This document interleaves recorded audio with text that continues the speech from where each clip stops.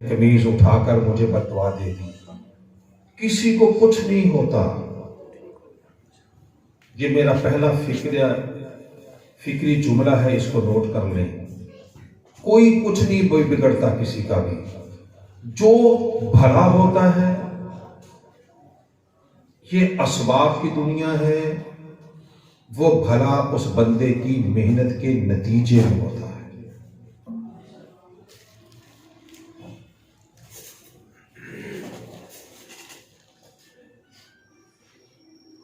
कोई बंदा कहे मैं मेहनत न करूं, पीर साहब से दुआ करवा लूं, शाह साहब से दुआ करवा लूं, नजम साहब लाहौर से आए इनसे दुआ करवा लूं, शेखुल इस्लाम से दुआ करवा लूं, वक़्त के गौस से दुआ करवा लूं, मैं जमीन में हल ना चलाऊं,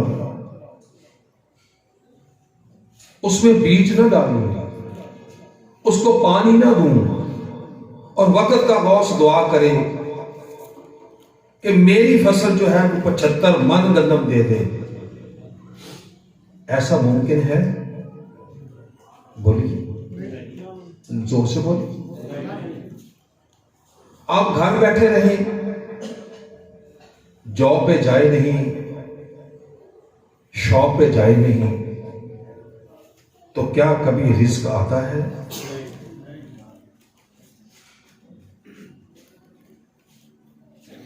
दूसरा, ये आलमी असबाब है, इसको याद करते जाना जो मैं तरतीब के साथ आपको बात कर रहा हूं। ये आलमी असबाब है, फिजिकल वर्ल्ड है। जो कुछ होना है वो हरकत से होना है।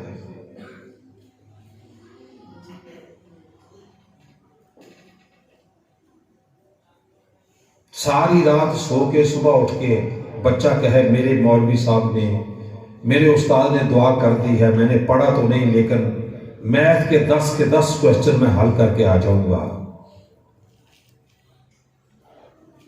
क्या ये मुमकिन है? ये छोटी छोटी चीजें मुमकिन नहीं है। ये छोटी छोटी चीजें मुमकिन नहीं है। मुल्क बदल जाए, इस्लाम बुलंद हो जाए, दुनिया की तकदीर बदल जाए, इस्लाम डोमिनेट कर जाए, इस्लाम का झंडा सबसे ऊपर चला जाए। कोई मज़ार पे बैठ के दुआ कर रहा है, कोई गार में बैठ के दुआ कर रहा है, कोई अपने घर में कर रहा है, कोई देख पका के कर रहा है, कहता है या अल्लाह इस्लाम को सर बुलंद कर दे। अगर ये दुआ से सर बुलंद हो सकता होता, that is the third sentence, अगर ये दुआ से सर बुलंद हो सकता होता, आज तेरी और मेरी दुआ से हम उम्मीद लगाए बैठे हैं। जरा जाके तो देखिए कि गारे हिरा से सफर का आगाज किसी पीर ने किया है। गारे हिरा से तो सफर का आगाज उसने किया है जिसके लिए कायनात सजी है।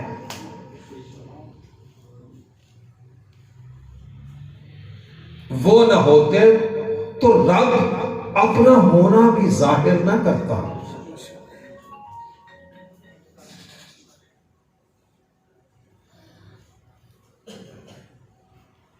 हम दुआओं पे उम्मीद लगा के बैठे, मुझे ये बात समझ नहीं आती कि ये किस बंदे ने हमारी मस्जिद, मेहराब और मिंबर के वारिसों को ये बात दाखिल कर दी है कि इस्लाम का रिवाज दुआओं के नतीजे में हो जाएगा, और ये बिगड़ा हुआ मुआशरा दुआ के नतीजे में ठीक हो जाएगा।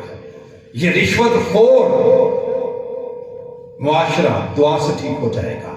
ये सूद खाने वाले रिश्वत से ठीक हो जाएंगे। ये कत्ल और गारत गरी करने वाले दुआ से ठीक हो जाएंगे। ये बिगड़ा हुआ खामद, बीवी पे जुल्म करने वाला खामद दुआ से और पीर के तवीज से ठीक हो जाएगा। हमसाए के हकूक पे डाका डालने वाला दुआ से ठीक हो जाएगा। نہ جانے قرآن نہیں پڑھا جاتا، تاجدار انبیاء کے فرمان کو سمجھا نہیں جاتا، اور جو سمجھائے کہتے نہیں اس کی بات بڑی خشک تھی۔ خشک تو ہونی ہے کیونکہ کر کے کھانا پڑے گا۔ ہم تو وہ چاہتے ہیں کہ بیٹھے ہوئے ہوں اور 75 حضور 70 کا وعدہ ہے، 5+ کا پیکج ہمیں مل جائے گھر بیٹھے۔ ہم تو ذخیرہ اندوزی کے پیسے سے حج کر کے حاجی لکھوانے والے لوگ ہیں۔ کون رزق حلال کمائے؟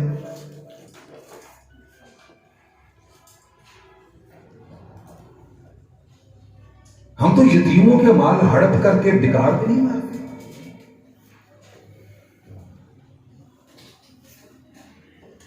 اور تمنا کیا ہے کہ اسلام، بولیے اسلام کیا ہو جائے اور حالات سارے ایماندار ہو جائے، میرے سوا، کہیے ذرا سارے، میرے سوا سارے ٹھیک ہو جائے، مجھے ٹھیک ہونا نہ پڑے، سارے سچ بولیں اور مجھے سچ بولنا، سارے ہمسایوں کے حقوق ادا کریں اور مجھے کسی ہمسائے کی کوئی خبر نہ ہو۔ یہ اتنا اچھا خواب ہم دیکھ کے بیٹھتے ہیں، یہ کبھی پورا ہونے والا خواب نہیں ہے۔ ہم پلٹتے ہیں کہ تاجدار انبیاء صلی اللہ علیہ وآلہ وسلم نے جو ہمیں عطا فرمایا اسے اسلام کہتے ہیں۔ بولیے سارے، پھر بولیے۔ اب نے بولنا تھوڑا، میں چاہوں گا ذرا میرا ساتھ دیجیے گا۔ کیا دیا ہے ہم نے؟ اسلام۔ اسلام مذہب نہیں ہے۔ اس پہ میں چاہوں گا کہ جیسے ہم کہتے ہیں نا 2 ہاتھ کھڑے کر کے نعرے لگاتے ہیں نا سارے، کہ نعرے تکبیر ہو تو 1 ہاتھ کھڑا ہو جائے، رسالت آ جائے تو دونوں ہو جائیں، حیدری آ جائے تو دونوں ہو جائیں، اور غوثی آ جائے تو خود بھی کھڑے ہو جائیں۔ یہ سارے نقیب محفل کی چیزیں ہیں۔ نعرہ ہاتھ نہ بھی اوپر کرے تو تب بھی لگتا ہے۔ کو سمجھ رہے ہیں؟ اگر کوئی پریشان میرا ساتھی بیٹھا تو میں معافی چاہتا ہوں اس سے کہ جی ہم تو 2 ہاتھ اوپر بلند کر کے نعرہ نہ لگائیں تو ہمیں تو مزہ، ہم گھر میں مزے لے رہے ہیں اور غزہ والے اپنی جگہ پہ مزہ لے رہے ہیں۔ اگر ہم مزہ نہ لے رہے ہوتے تو غزہ میں یہ سب کچھ نہ ہو رہا۔ یہ ہمارے مزوں کی وجہ سے غزہ ہے۔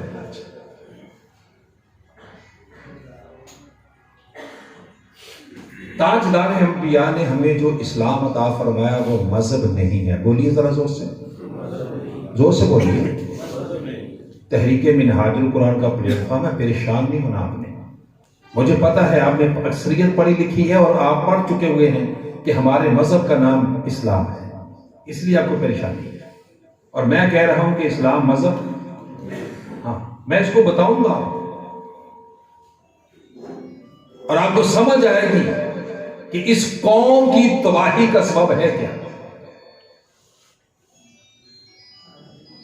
اسلام مذہب، قرآن سے پوچھتے ہیں اسلام کیا ہے، قرآن فرماتا ہے ان الدین عند اللہ اسلام۔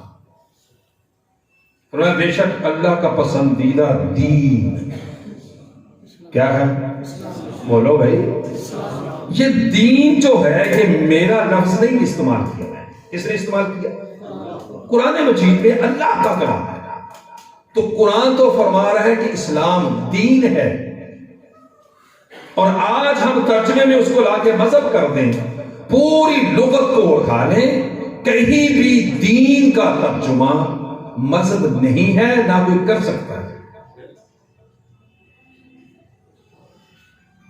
یہ پہلا دھوکہ ہے جس کی وجہ سے آپ دعا کے نتیجے میں اسلام کی سربلندی چاہتے ہیں۔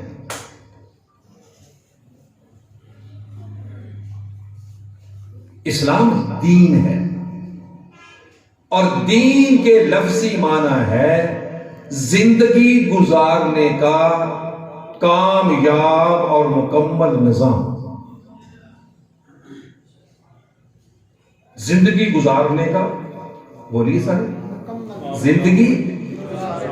زندگی ماں کی گود میں ہو، پرائمری سکول میں ہو، ہائی سکول میں ہو، کالج میں ہو، یونیورسٹی میں ہو، بطور ڈی سی کے ہو، بطور جج کے ہو، بطور کسان کے ہو، بطور مزدور کے ہو، بطور خامد کے ہو، بطور بیوی کے ہو، بطور ہمسائے کے ہو، بطور حکمران کے ہو، زندگی جس فیز میں ہے اس کے لوازمات کیا ہیں اور زندگی وہاں پہ کیسے گزرنی چاہیے. اگر اسلام رک جائے اور رہنمائی نہ دے تو اسلام دین نہ ہوگا، اور جو ہر جگہ پہ رہنمائی کرے اسے دین کہتے ہیں. آپ حکمران ہیں تو کیسے؟ آپ مادر پدر آزاد حکمران نہیں ہو سکتے. آپ چیف ہیں تو اسلام بتائے گا کہ کیسے ہوتا ہے کمانڈر. آپ کی شادی ہے، اسلام بتائے گا کیا لوازمات ہے شادی. میں ہمسایہ ہوں، میرے ہمسایہ کا مجھ پہ کیا حق ہے، اسلام بتائے گا. میرے والدین ہیں، اس کا میرے اوپر کیا حق ہے. یہ میرے سامنے سفید بالوں والا بندہ بیٹھا ہے، اس کا میرے اوپر کیا حق ہے.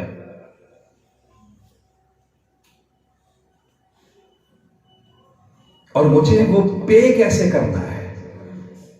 یہ ساری رہنمائی جو کرتا ہے اسے دین کہتے ہیں. اب اسلام دین ہے. تاجدار انبیاء صلی اللہ علیہ وآلہ وسلم. یاد رکھنا ہے ہمارا ٹاپک ہے مستوی معاشرے کا قیام، اور مستوی معاشرے کا قیام تاجدار انبیاء نے کیا. ایگزامپل، مثال، legend for the whole world for ever. یہ تاجدار انبیاء صلی اللہ علیہ وسلم کا معجزہ ہے. کیسے کیا؟ خط و خال کیا ہے معاشرے کی. آقا کریم علیہ الصلوۃ والسلام کی حیات مبارکہ کی طرف چلتے ہیں. دین کی میں نے تعریف کر دی، اب چلتے ہیں تاجدار انبیاء کی سیرت مطہرہ کی طرف. آقا کریم علیہ الصلوۃ والسلام نے 40 سال تک، اپنے بڑے غور رکھنی ہے میرے الفاظ پر، آقا کریم علیہ السلام نے 40 سال تک کسی کو نہیں بتایا کہ میں اللہ کا نبی اور رسول.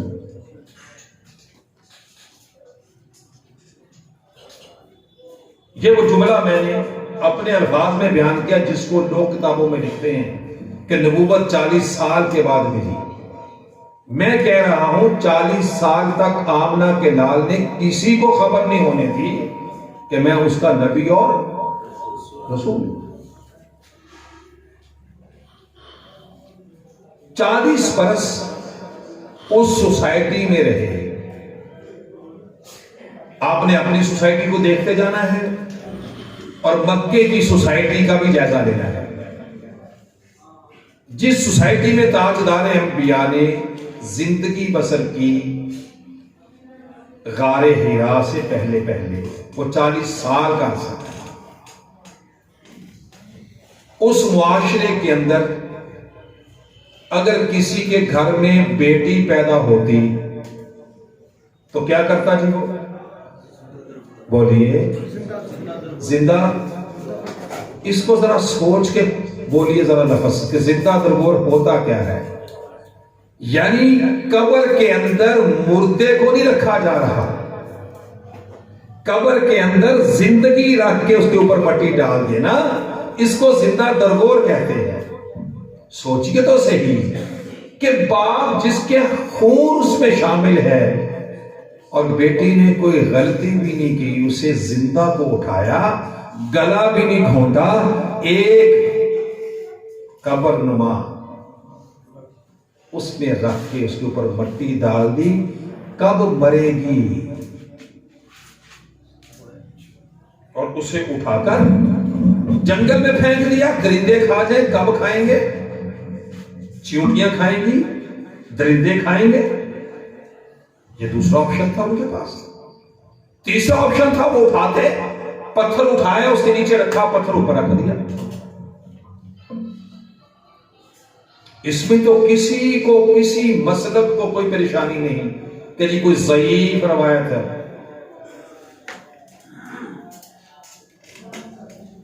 یہ تو ہر کوئی مان رہا ہے. اس سوسائٹی کو دیکھا تاجدار انبیاء، شراب پینا اس کا کلچر تھا، لوگوں کو دھوکہ دینا وہاں کی روایت تھی. امیر کا غریب کو خرید لینا، یعنی انسان بکتا تھا، اور جس کے پاس پیسے ہوتے وہ اپنی مرضی کے رنگ نسل کا بندہ خرید لیتا. چوتھی بات، خواتین اپنی جسم، اپنے رنگ اور اپنے نسل کے لحاظ سے اس کی بولی لگتی ہوئی تھی. یہ سوسائٹی ہے ہماری.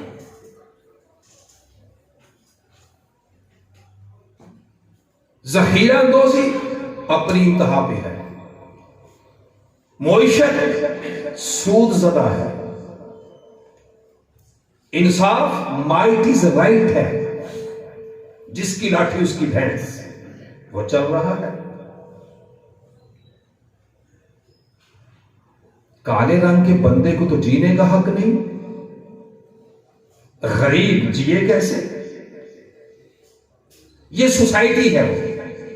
لاسٹ اس کا ہے بہت کچھ کہنے کو. لاسٹ، خواتین بازاروں میں کھڑی ہو کے دعوت گناہ دیتی تھی.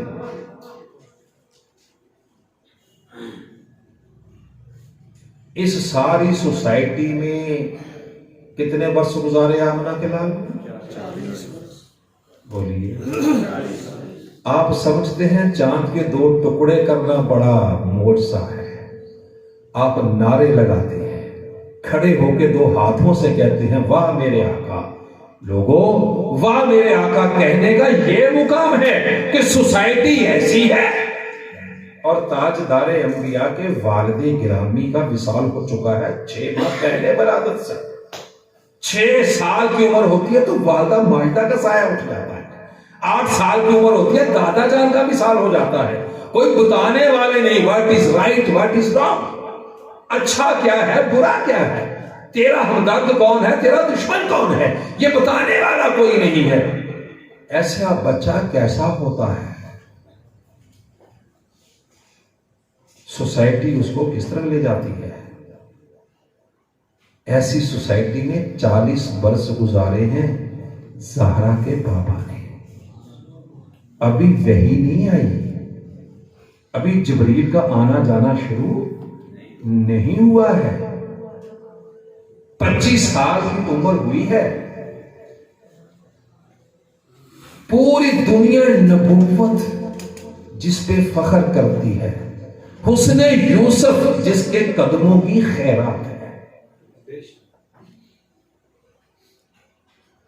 اس محبوب کی عمر جب 25 برس ہوئی ہوگی، کوئی کیسے دل سنبھال کے دیکھ کے چلا جاتا ہوگا؟ وہ ماہ جبین کیسا ہوگا؟ وہ چہرہ والضحیٰ کیسا ہوگا؟ اس پہ واللیل کی زلفیں کیسی سجتی ہوں گی؟ اس سے کے چہرے سے نکلنے والی نورانی شاؤں سے کون کیسے بچ پاتا ہوگا؟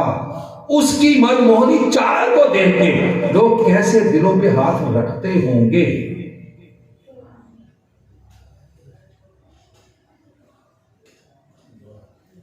ایسا خوبصورت، ایسا خوبصورت تاجدار انبیاء کی 25 سال کی عمر ہو، خواتین بازاروں میں کھڑی ہو کے دعوت گناہ دیتی ہوں، سمجھیے تو صحیح میں کیا کہہ رہا ہوں.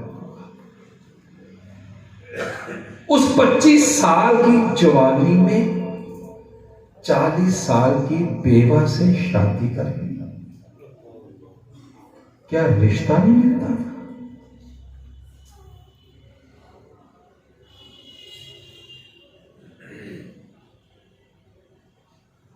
کوئی مکے کی سوسائٹی میں خاندان قریش حلقہ تھا.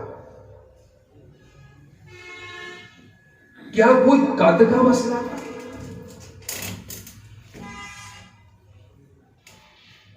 پچیس سال کی جوانی، اور جوانی بھی امام الانبیاء کی. یہ کوئی میں عقیدت کی بات کر ہی نہیں رہا ہوں، میں اسباب کی دنیا کی بات کر رہا ہوں. اس اسباب کی دنیا میں ہر کوئی نہیں چاہتا ہوگا کہ میری بیٹی اس کے گھر جائے، یہ میرا داماد بنے. کیا انسان کی خواہش نہیں ہوتی؟ یہ سب کچھ تھا چونکہ امام الانبیاء کو خود معلوم تھا کہ میں ایک بڑے کام کے لیے آیا ہوں.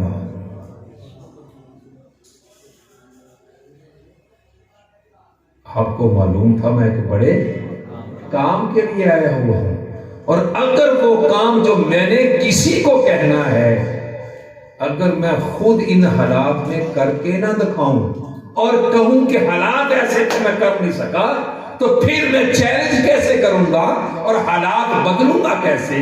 ایسی ساری سوسائٹی کے اندر 25 سال کی عمر میں 40 سال کی بیوہ سے شادی کر کے، یہ پہلی نوکنگ تھی مکے کے معاشرے پر کہ مکہ کے سرداروں، وڈیروں، جگیرداروں، سرمایہ داروں الرٹ ہو جاؤ، میں روٹین کی زندگی گزارنے نہیں آیا، میں تمہارا نظام زندگی بدل کے رکھ دوں گا. اور جو خود نہیں کر سکتا وہ کسی کو کیسے کہہ سکتا ہے؟ یہ پہلی نوکنگ تھی مکہ والوں کے لیے. حیران پریشان تھے لوگ کہ یہ ہو کیا گیا، اس سوسائٹی میں بیوہ سے شادی کو کرے اور 15 سال کی عمر کے ڈیفرنس کے ساتھ کرے.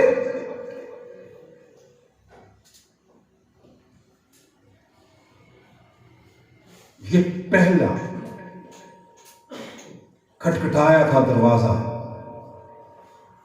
کہ مکہ والوں ہوشیار باش، میں کچھ کرنے آیا. شادی ہو گئی، بچے، بیوی. وہ بیوی کو جوتی کے برابر نہیں سمجھتے تھے، وہ بیٹیوں کو پالنا گناہ اور بے عزتی سمجھتے تھے. اور تاجدار انبیاء انہیں بتا رہے تھے، لوگوں الرٹ ہو جاؤ، جس بیٹی کو تم زندہ درگور کرنے جا رہے ہو نا، میں اس بیٹی کو اپنے جگر کا ٹکڑا کہنے جا رہا.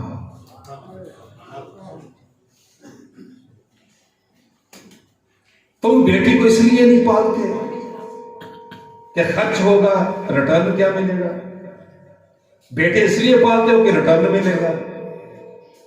میں نے آپ کو کہا تھا اپنی سوسائٹی اور مکے کی سوسائٹی کا جائزہ لے کے جائیے. تم اس ڈر سے ہی بیٹیوں کو زندہ درگور کرتے ہو نا، میرا کمایا کھا جائے گی، بڑی ہو کے ریٹرن کیا دے گی. میں بیٹے اس لیے پال رہا ہوں، ملائی والا دودھ دے کے، مکھن دے کے ریٹرن دے گا. آمنہ کے لال نے فرمایا، یہ میں بھی بتا رہا ہوں، ابھی جو باقاعدہ اناؤنسمنٹ ہے وہ نہیں ہو رہی، اس سے پہلے کام ہے. آقا کریم علیہ السلام کے گھر میں سیدہ کائنات کی ولادت ہے، سیدہ فاطمہ الزہرا سلام اللہ علیہا. آقا کریم علیہ السلام وہ بچیوں کو زندہ درگور کر رہے ہیں، اور تاجدار انبیاء اس بچی کو پالنے والے کو پتہ کیا خوشخبری سنانے والے تھے؟ فرمایا تم ڈرتے ہو کہ انویسٹمنٹ کر کے ملے گا کیا؟ فرمایا اگر تمہیں میرا سسٹم سمجھ آ گیا تو ملے گا یہ تم نے آگے چل کے جنت طلب کرنی ہے، کسی نے مجھے طلب کرنا ہے۔ کوئی کہے گا آمنہ کے لال کا ساتھ مل جائے، کوئی کہے گا جنت کی حوروں والا محل مل جائے۔ فرمایا اگر کوئی یہ سب کچھ چاہتا ہے اور اکٹھا ہی چاہتا ہے، فرمایا پھر اس کو کعبے کے جانے کے لیے 10 لاکھ خرچ کرنے کی ضرورت نہیں، بیٹی کو پالے۔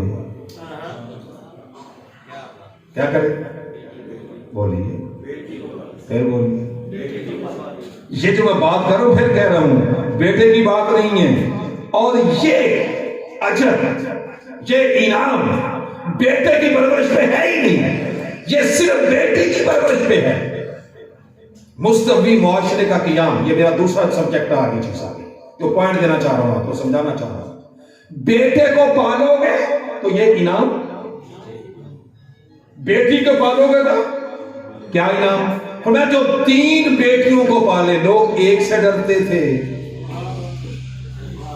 لوگ آقا کریم نے فرمایا جو 3 کو پالے اور اچھی پرورش کر کے عزت کے ساتھ گھر سے نکاح کر کے رخصت کرے، قیامت کے دن صرف جنت نہیں، صرف جنت میں میرے ساتھ ہو۔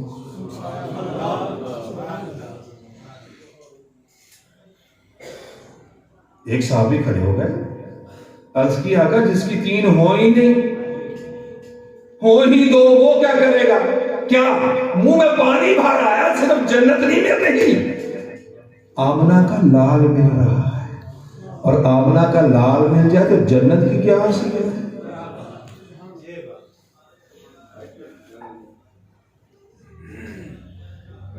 آقا جس کی ہو ہی 2 3 ہے ہی نہیں، حضور آپ نے تو خوشخبری 3 والے کو دی۔ فرمایا میرے صحابی پریشان نہ ہو، میں ہر ایک کے لیے رحمت بن کے آیا ہوں۔ فرمایا 2 کو پالے کیونکہ ہے ہی تو وہ اس کے لیے بھی سیم ہی نام ہے کہ قیامت کے دن جنت میں میرے ساتھ ہوگا۔ ایک صحابی اٹھ کے کھڑے ہو گئے، حضور ہو ہی ایک۔ فرمایا چونکہ اب تیرا زور نہیں ہے ہی یہ، فرمایا ایک پہ بھی سیم ہی نام ہے۔ اب ہم دہرا لیتے ذرا اس کو، بیٹی کو پالنے پہ کیا انعام ہے؟ بولو بھائی، پھر بولو، جنت میں تاجدار انبیاء کا ساتھ۔ مکہ والوں کو پتہ نہیں، مجھے پتا کہ انہوں نے بچیاں کیسے پالی، مجھے اپنے علاقے کا پتا ہے کہ بیٹے کو مکھن اور بیٹی کو لسی۔ وہ پت تو کڑا ہڑ چلاؤں جانا ہے، اے بھرا تیرے نے تے اج جا کے کھالا کڈنا ہے، انہیں اج ہڑ باؤنا ہے، اور اندر کیا چھپی ہوئی بات ہے، انہیں تے اپنے گھر چل جانا ہے، اے منڈا کمائے گا۔ اے عاشق رسول، کیا تو داڑھی رکھ کے عشق کا دعویٰ کرتا ہے؟ اس محبوب کو پالے گا دھوکے کے ساتھ، جس کا یہ فرمان ہے کہ بیٹی کی اچھی پرورش کرے، تو قیامت کے دن جنت میں اس کے ساتھ، وہ میرے ساتھ ہوگا۔ اب جو بیٹی کو پالنا ہے، یہ کوئی نماز ہے، یہ حج ہے، یہ رمضان کے روزے ہیں، یہ کوئی زکوٰۃ کی ادائیگی ہے؟ کلمے کے بعد 4 پلر ہیں نا اسلام کے، وہ چاروں کے گرد ہم گھومتے ہیں، نماز، روزہ، حج، زکوٰۃ، یہ چاروں کا تعلق مذہب کی دنیا سے ہے، اور بیٹی کو پالنا دین سے تعلق رکھتا ہے۔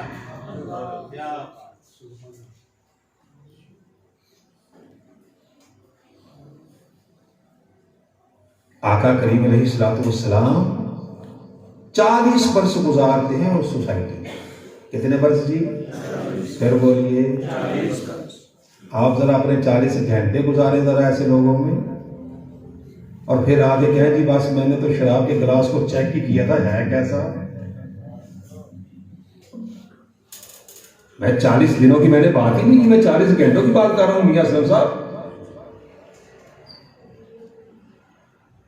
آپ رشوت خوروں کے درمیان بیٹھ کے کہیں کہ میں رشوت نہیں لیتا ہوں۔ 40 برس زندگی، اعلان نبوت سے پہلے کی، اور 40 سال کی زندگی میں سوئی کا نکا سمجھتے ہیں؟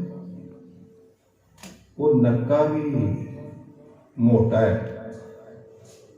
اس تو بھی بریک داغ تاجدار انبیاء دے کردار دے نہیں۔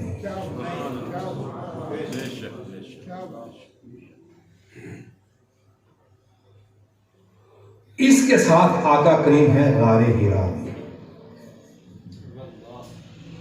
اس ایسی زندگی کے ساتھ کہاں ہے بولیے؟ اور غار حرا علامت ہے خانقاہ کی۔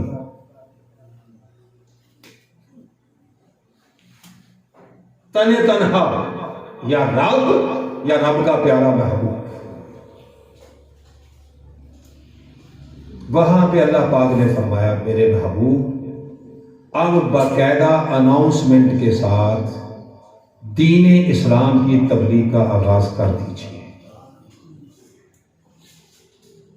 جب سوسائٹی میں شرک ہے، میں پھر توجہ چاہ رہا ہوں چونکہ بات اب سپیڈ کے ساتھ آگے جائے گی، چونکہ گراؤنڈ بن گیا۔ جس سوسائٹی میں شرک اس انتہا پہ ہے کہ ہر قبیلے کا اپنا خدا، بولیے ذرا سا،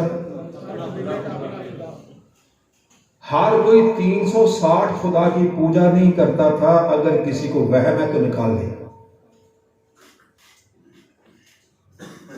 ہر قبیلے کا بولیے اپنا خدا، اور اس پہ آنے والے نذرانے اس قبیلے کے، یہ پورا معاشی نظام تھا نا،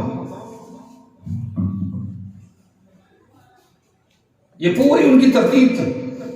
360 بت، اور شرک اس درجے کا کہ صرف بتوں کو پوجتے ہی نہیں تھے، بتوں کو رب کے گھر میں رکھا۔ اب اس سے زیادہ بری کوئی شرک کی کنڈیشن آ سکتی ہے؟ اس درجے کا شرک، معاشرے کی برائیوں کا ہم نے ذکر کر لیا۔ ایسی سوسائٹی کو میں اسلام کی تبلیغ، آپ کا کیا خیال ہے کہ تاجدار انبیاء نے آ کے اذان دے دی پہلے؟ آپ نے فرمایا لوگوں 5 وقت کی نماز پڑھو، کیا سورہ اخلاص کا آغاز ہو گیا؟ کیا سورہ اخلاص ناز ہو گئی؟ جب باقاعدہ اسلام کی تبلیغ کا آغاز ہوا، پڑھیے ذرا پہلی وحی کیا اتری ہے، پڑھو سارے ہی، بسم اللہ الرحمن الرحیم، اقرأ بسم ربک الذی، پڑھ لیجیے سارے، ثواب کی نیت سے پڑھ لو یار۔ یہ ثواب رکھا ہوا تاکہ یہ پڑھنے لگ جائے، ثواب مقصود نہیں ہوتا۔ یہ ثواب اس لیے ہے تاکہ پنجابی تو نہیں سمجھانا ہے، امتحان آ رہے نہیں ہم 10ویں دے، کوئی ہے بندہ بیٹھا جہاں بچہ بچی 10ویں ہوگی، ہاتھ کھڑا کرو، 10ویں کسی کا بچہ بچی بہن بھائی میٹرک کا امتحان دینا ہوگا، اسے کوئی نہیں؟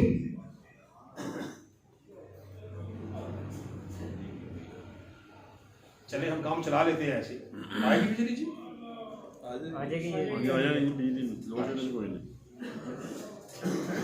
آپ میری تو توجہ رکھیں جو وہ کرتے اپنا کام، میری تو توجہ رکھیں۔ میٹرک کا امتحان آنے والا ہے، میری خواہش ہے کہ میرا بیٹا 1000 نمبر لے تاکہ میں میڈیکل کے لیے کوالیفائی کروں۔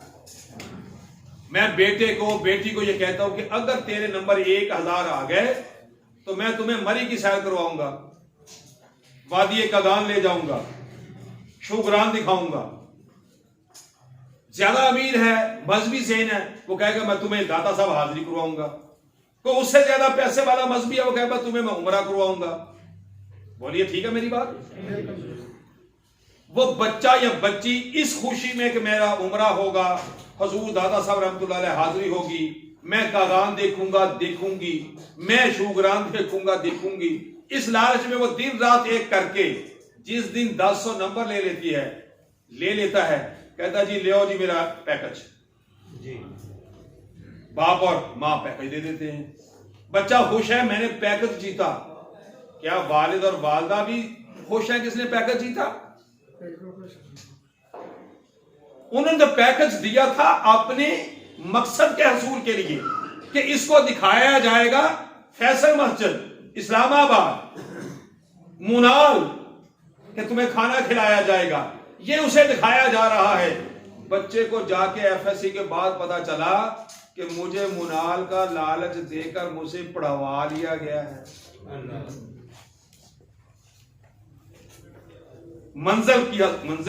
منزل اور ہے اور اس کے لیے موٹیویشن اور ہے۔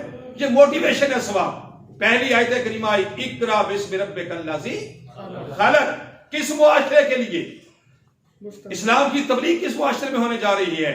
شرک اپنی انتہا پہ ہے، قتل و غارت گری ہے، بے روزگاری ہے، وہاں پہ رشوت ستانی ہے، قتل و غارت گری ہے، خواتین بازاروں میں بک رہی ہیں، مرد بک رہے ہیں، ذخیرہ اندوزی ہو رہی ہے، ملاوٹ ہو رہی ہے، ہر برائی اپنی انتہا پہ ہے۔ اس بیمار معاشرے کو ٹھیک کرنے کے لیے نماز پڑھنے سے، وضو کرنے سے، تیمم کرنے سے، پاکی حاصل کرنے سے اس کا آغاز نہیں ہو رہا۔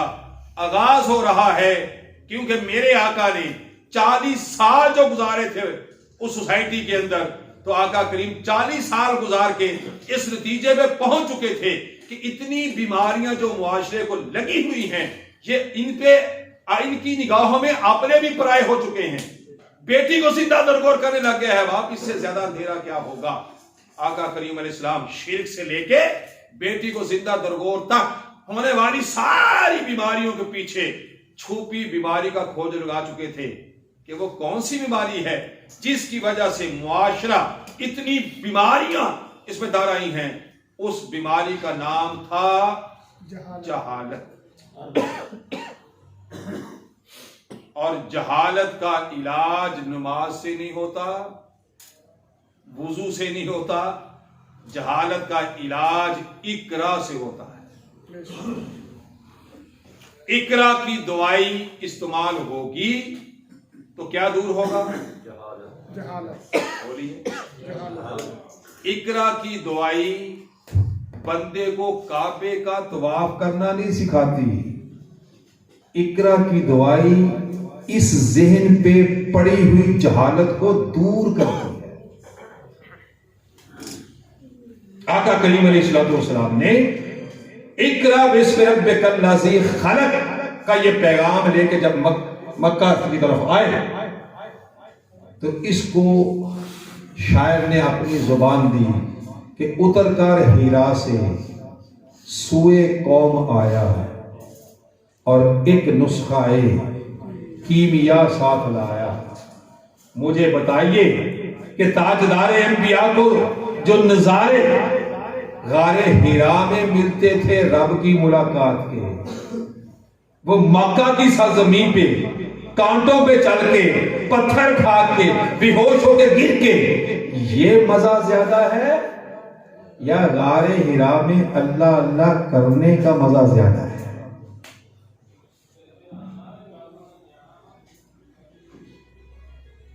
آقا کریم علیہ السلام اقرا کا پیغام لے کے آئے اس معاشرے کو بدلنے کے لیے، اور جتنے بھی انبیاء آئے وہ سوسائٹی چینج پروگرام کے ساتھ آئے۔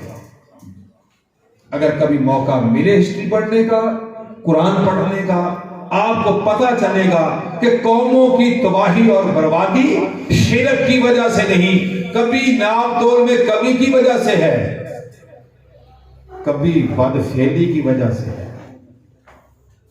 جتنی بھی قومیں برباد ہوئیں وہ معاشرتی بیماریوں کی وجہ سے ہوئی، اور اس معاشرے کو جو اتنا بیمار تھا اس کو ٹھیک کرنے کے لیے تاجدار انبیاء اقرا کا سودا لے کے مارکیٹ میں آئے، مکہ میں آئے۔ جب مکہ میں آئے تو چونکہ میں نے تھوڑے وقت میں بات زیادہ کرنی ہے تو مختصر کر کے آقا کریم علیہ السلام نے جب اللہ کا حکم یہ پایا کہ محبوبہ کو کھلا دعوت دے دو، تو تاجدار انبیاء نے مکے کے رؤساء، وڈیرے، جگیردار، قبائل کے سردار ان کو اکٹھا کیا، ان کو خوب کھانا کھلایا، اسلام کی تاریخ میں اتنی پرتکلف دعوت کبھی نہیں ہوئی جتنی پرتکلف دعوت پہلے اسلام کی تبلیغ کے موقع پر ہے.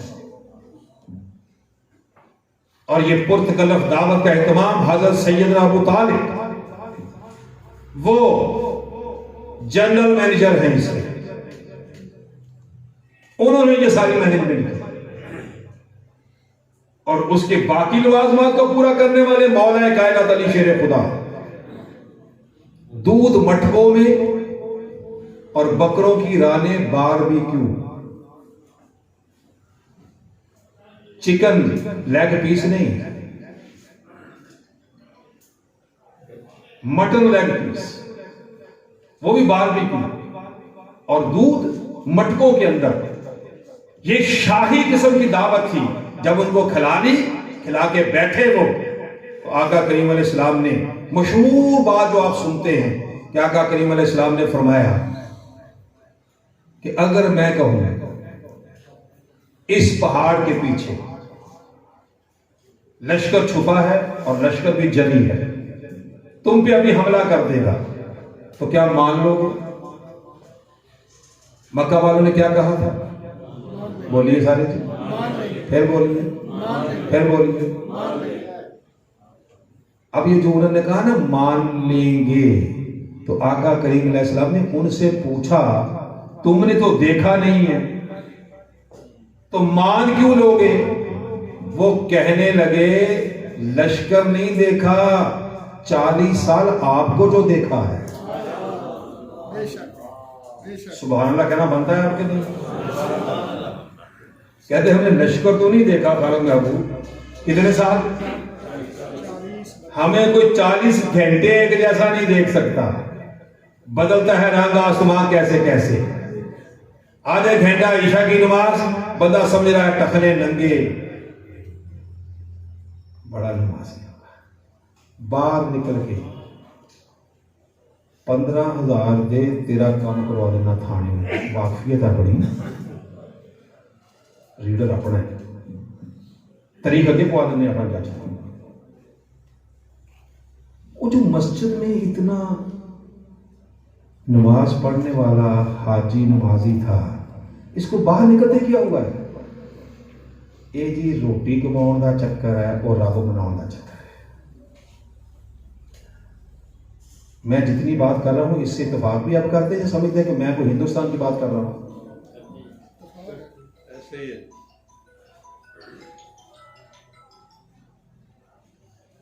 انہوں نے کہا ہم نے آپ کو 40 سال دیکھا ہے، ہم نے بچپن دیکھا ہے، لڑکپن دیکھا ہے، جوانی دیکھی ہے، آپ کا بزنس دیکھا ہے، شادی کرتے دیکھا ہے، بچے پالتے دیکھا ہے. کوئی گوشہ رہا نہیں زندگی کا جس میں ہم نے آپ کو نہیں دیکھا.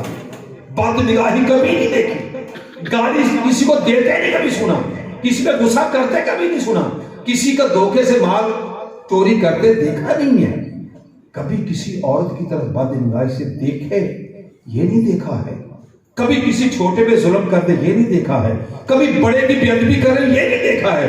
ہم نے تو جب بھی دیکھا ہے، اور میں کیا دیکھا ہے؟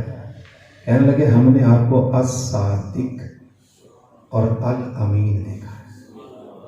کہیے ذرا آپ بھی سر، الصادق یہ سیدنا ابوبکر صدیق کی محبت کا اظہار نہیں.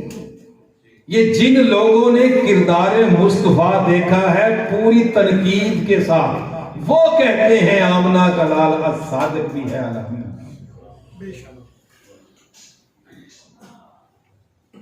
سوسائٹی بدلنی ہو، مستوی معاشرے کا قیام عمل میں لانا ہو اور خواہش ہو معاشرہ بدل جائے، معاشرے کو بدلنے کی کوشش نہ کیجیے. سب سے پہلے اپنے آپ کو بدلیے. آپ کا کردار بولے خاندان میں، آپ کا کردار بولے محلے میں، آپ کا کردار بولے آپ کے ڈپارٹمنٹ میں، آپ کا کردار بولے گاؤں کے اندر. وہ کہیں یہ آدمی اگر کوئی فیصلہ کرے گا ڈنڈی نہیں مارے گا، کہتے پھر لین کی جانا جو ڈنڈی نہ ماری.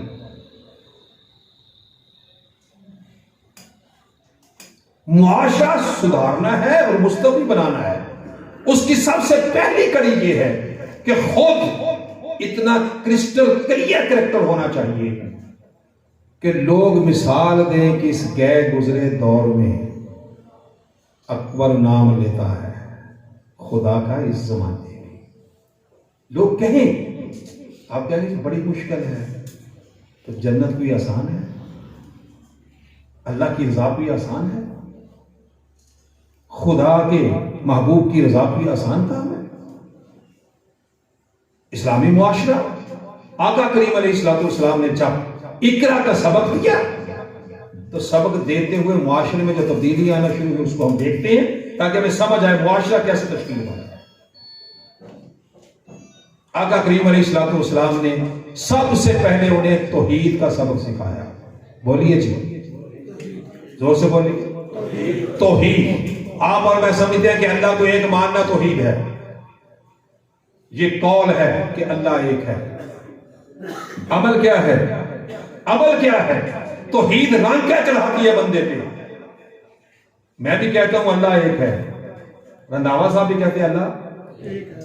یہ کہتے ہیں مجھے بھی اللہ نے پیدا کیا، رفیق نجم کو بھی. جب اللہ نے مجھے پیدا کیا، اللہ نے ان کو پیدا کیا، تو ہم دونوں میں سے افضل کون ہے؟ بولیے.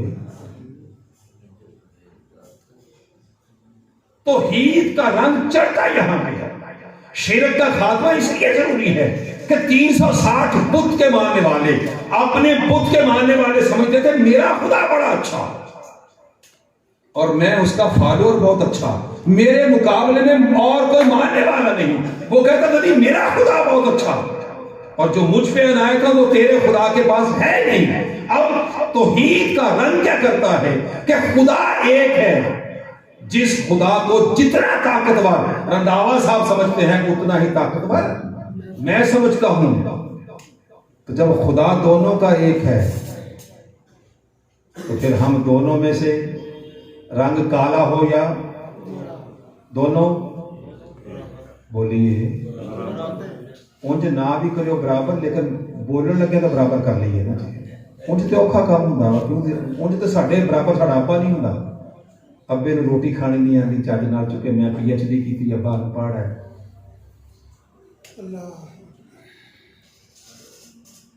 بات تو سچ ہے لیکن ہے رسوائی. امی جی کو کانٹے کے ساتھ کھانا نہیں آتا. امی جی تسی رہ نہیں دیو سہیلیاں بیٹھ کے میری بےزتی ہوتی ہے بھی انج دی امی رکھی ہے.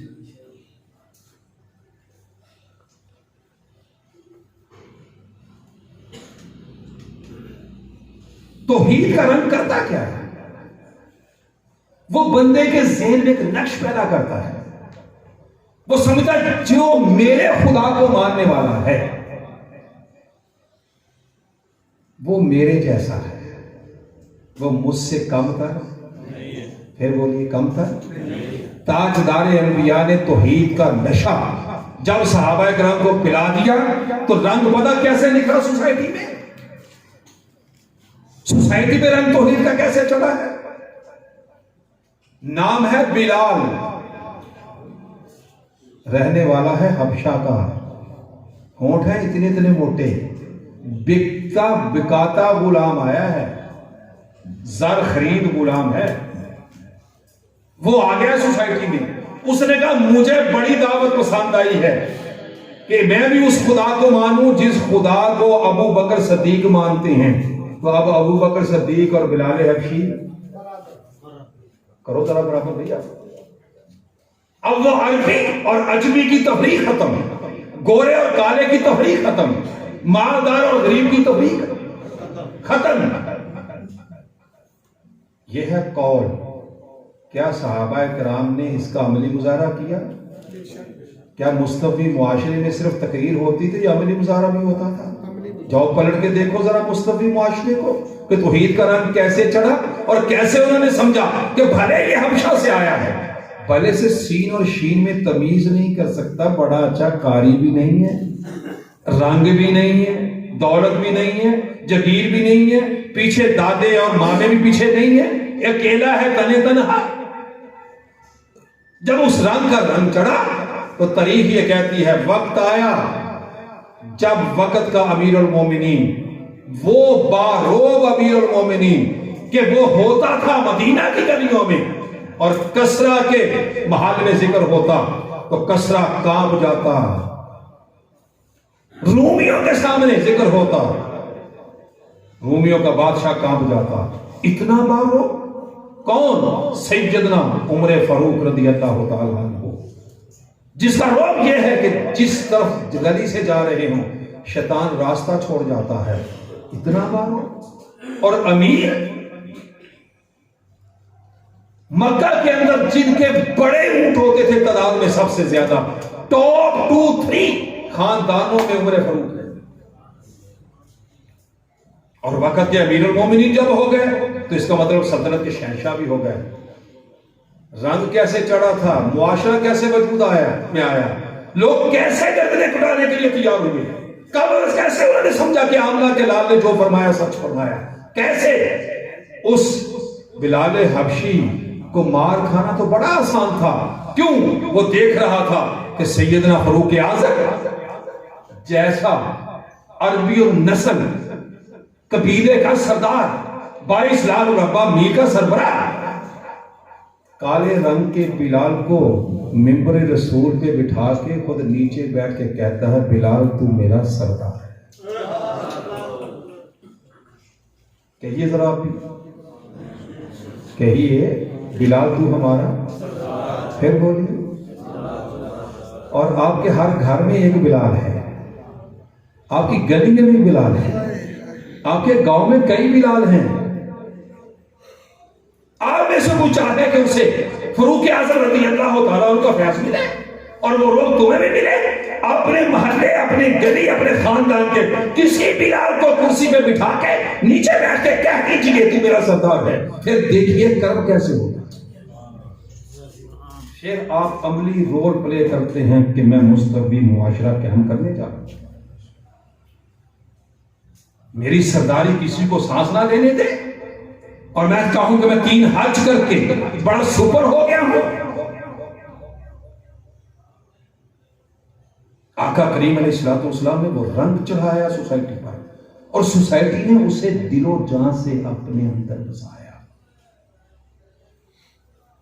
آقا کریم علیہ السلام نے یہ جب پیغام دے دیا مکہ کی سطح پہ، وہ جو سارے کبھی گھوڑا آگے بڑھانے پہ جھگڑا، کبھی پانی پینے پلانے پہ جھگڑا، وہ سارے سردار جو آپس میں ہمیشہ متصادم رہتے تھے، لڑتے رہتے تھے، ان سب نے اتحاد کیا، الائز ہو گئے تاجدار انبیاء کے خلاف۔ کس بات پہ؟ تاجدار انبیاء نے ان کا کیا بگاڑا تھا؟ ایک نعرہ مستانہ تھا میرے آقا کریم کا، ایک سٹانس تھا تاجدار انبیاء کا، میں لوگوں بس میری باری آنے دو۔ گورا کبھی فخر سے نہیں کہے گا کالے کو کہ تو کالا ہے، کبھی امیر کو نہیں کہنے دوں گا غریب پر، اور غریب کبھی امیر کی وجہ سے نظریں جھکا کے نہیں بیٹھے گا، اس کے ساتھ نظروں میں نظریں ڈال کے بیٹھے گا۔ تیرا مقدر وہ دولت ہے، میں تیرے گھر کھانے نہیں جاتا ہوں، جیسا تو اللہ کا بندہ ہے ویسا میں اللہ کا بندہ ہوں۔ کسی عربی کو روک نہیں ڈالنے دیا جائے گا کہ یہ اجنبی ہے۔ جب یہ پیغام گیا تو ابو لہب کا پرابلم کیا تھا؟ وہ کہتا ہے ہم سارے خرید کے اپنے کام کرواتے ہیں، ہمارے کام کیسے چلیں گے؟ جس کو جی چاہتا ہے اس کو لونڈی بنا کے لے آتے ہیں، اٹھا کے لے آتے ہیں، جس کو سمجھ آتے ہیں یہ بہت خوبصورت دوشیزہ ہے، تو ہماری قبائل کی برتری یہ کیسے ثابت ہوگی اگر میرے حرم نہ ہو؟ بیچے گا نہیں، اٹھا کے لے آئیں گے۔ فرمایا تم اٹھانے کی بات کرتے ہو، بیچنے کی بات کرتے ہو، تم اس کی طرف دیکھنا ہی صرف، پھر دیکھنا مستقبی معاشرے کا قیام عمل میں آ گیا، تمہارا حشر کیا ہوگا۔ ابو سفیان ہو اس وقت، ابو لہب ہو، ابو جہل ہو، عتبہ ہو، ولید ہو، شیبہ ہو، یہ جتنے سردار تھے ان کا پرابلم یہ تھا کہ ہمارا حقہ کون چلائے گا، ہمارے سامنے نظریں کون بچھائے گا، ہماری واہ واہ کون کرے گا۔ یہ واہ واہ کی چاہت مستوی معاشرے میں کبھی کسی فرد کی نہیں ہوئی کہ کوئی نظریں بچھائے، کوئی ہار پہنائے، کوئی نعرے لگوائے، چاہت ہوتی نہیں، کوئی کرے اپنی مرضی، نہ کرے دل میں ملال نہ آئے، کوئی اٹھ کے کھڑا نہیں ہوا تو کہا جائے گا یہ مستوی معاشرے کا فرد ہے۔ معاشرے کا قیام آقا کریم علیہ الصلوۃ والسلام، اس کو تھوڑا آگے لے کے چلتے ہیں۔ آقا کریم علیہ الصلوۃ والسلام نے اپنے صحابہ کو فرمایا کہ میرے صحابہ، ظلم ہوگا، جبر ہوگا، تم نے ڈٹ کے رہنا ہے اور جو اقدار میں دے رہا ہوں اس کو پروموٹ کرنا ہے، اور اس پروموشن کے لیے کرتے کرتے وہ وقت آیا جب میرے آقا کریم تن تنہا بیت اللہ میں ہیں۔ میری تو توجہ رکھنی ہے، جو ہم کہتے ہیں کہ دعا ہوگی سب کچھ ہو جائے گا۔ میرے آقا کریم تن تنہا بیت اللہ میں ہیں، سجدے میں گئے، مکے کے سردار اور وڈیرے، یہ صرف آج کی بات نہیں کہ دولت کے نشے میں دھت لوگ غریبوں کا مذاق اڑاتے ہیں، عمرا دیندار لوگوں کا مذاق اڑاتے ہیں، یہ آج کی بات نہیں، یہ 1400 سال پرانا قصہ ہے۔ میرے آقا کریم بیت اللہ میں ہیں، سجدے میں گئے، بدماش اور بدگماش لوگ، پیڑ لوگ جیسے آج پیڑ ہے، اونٹ کی اوجڑی، آپ سمجھتے ہیں کتنی وزن ہوتی ہے؟ وہ کتنے بندوں نے اٹھائی ہوگی اور اٹھا کے میرے آقا کی پیٹھ پر رکھ دی۔ یہ تو کچھ ضعیف حدیث نہیں سنا رہا۔ تو میرے آقا کریم نے ان کے جا کے خانہ کعبہ میں بت تو توڑے نہیں تھے، ان کو کیا پریشانی تھی؟ میرے آقا کریم نے کبھی ان کو گالی تو دی نہیں تھی، ان کو کیا پریشانی تھی؟ ان کو پریشانی یہ تھی کہ جو موقف اختیار کیا گیا ہے کہ کسی گورے کو کالے پار، کسی امیر کو غریب پار، کسی عربی کو اجمی پار، یہ ساڈے بارے چ یہ ساڈے سارے نظام دا ستیہ ناس۔ یہ گل پتہ کینوں سمجھ آندی ہے؟ بہت غور کرنی میری گل، یہ گل پتہ کینوں سمجھ آندی ہے؟ یہ انہوں سمجھ آندی ہے کہ بھی اے نظام بڑا خراب ہو جانا ہے اگر امیر نو غریب تے برتری نہ ہوئی تے کم بڑا خراب ہے۔ یہ غریب دا مسئلہ ہی نہیں ہوندا، یہ مسئلہ ہودا ہوندا جا جگیردار سرمایہ دار جڑا غریب دا استعمال کر رہا ہوندا، وہ سارے پریشان ہوتے کہ ہمارے دال روٹی کیسے چلے گی، ہمارا نظام کیسے چلے گا۔ انہوں نے اوجڑی اٹھوائی اور آقا کریم صلی اللہ علیہ وسلم کی پیٹھ پہ رکھ دی، سرکار سجدے میں ہیں، وہ اتنے وزنی ہے کہ سرکار سجدے سے سر اٹھا سکتے۔ آج کی مجلس میں موجود لوگوں، وہ جو دعا مانگ کے اسلام کو نافذ کرنے کی خواہش مند ہیں، اونٹ کی اوجڑی کے تلے تاجدار انبیاء کو خانہ کعبہ کے سامنے سجدہ ریز دیکھ لو۔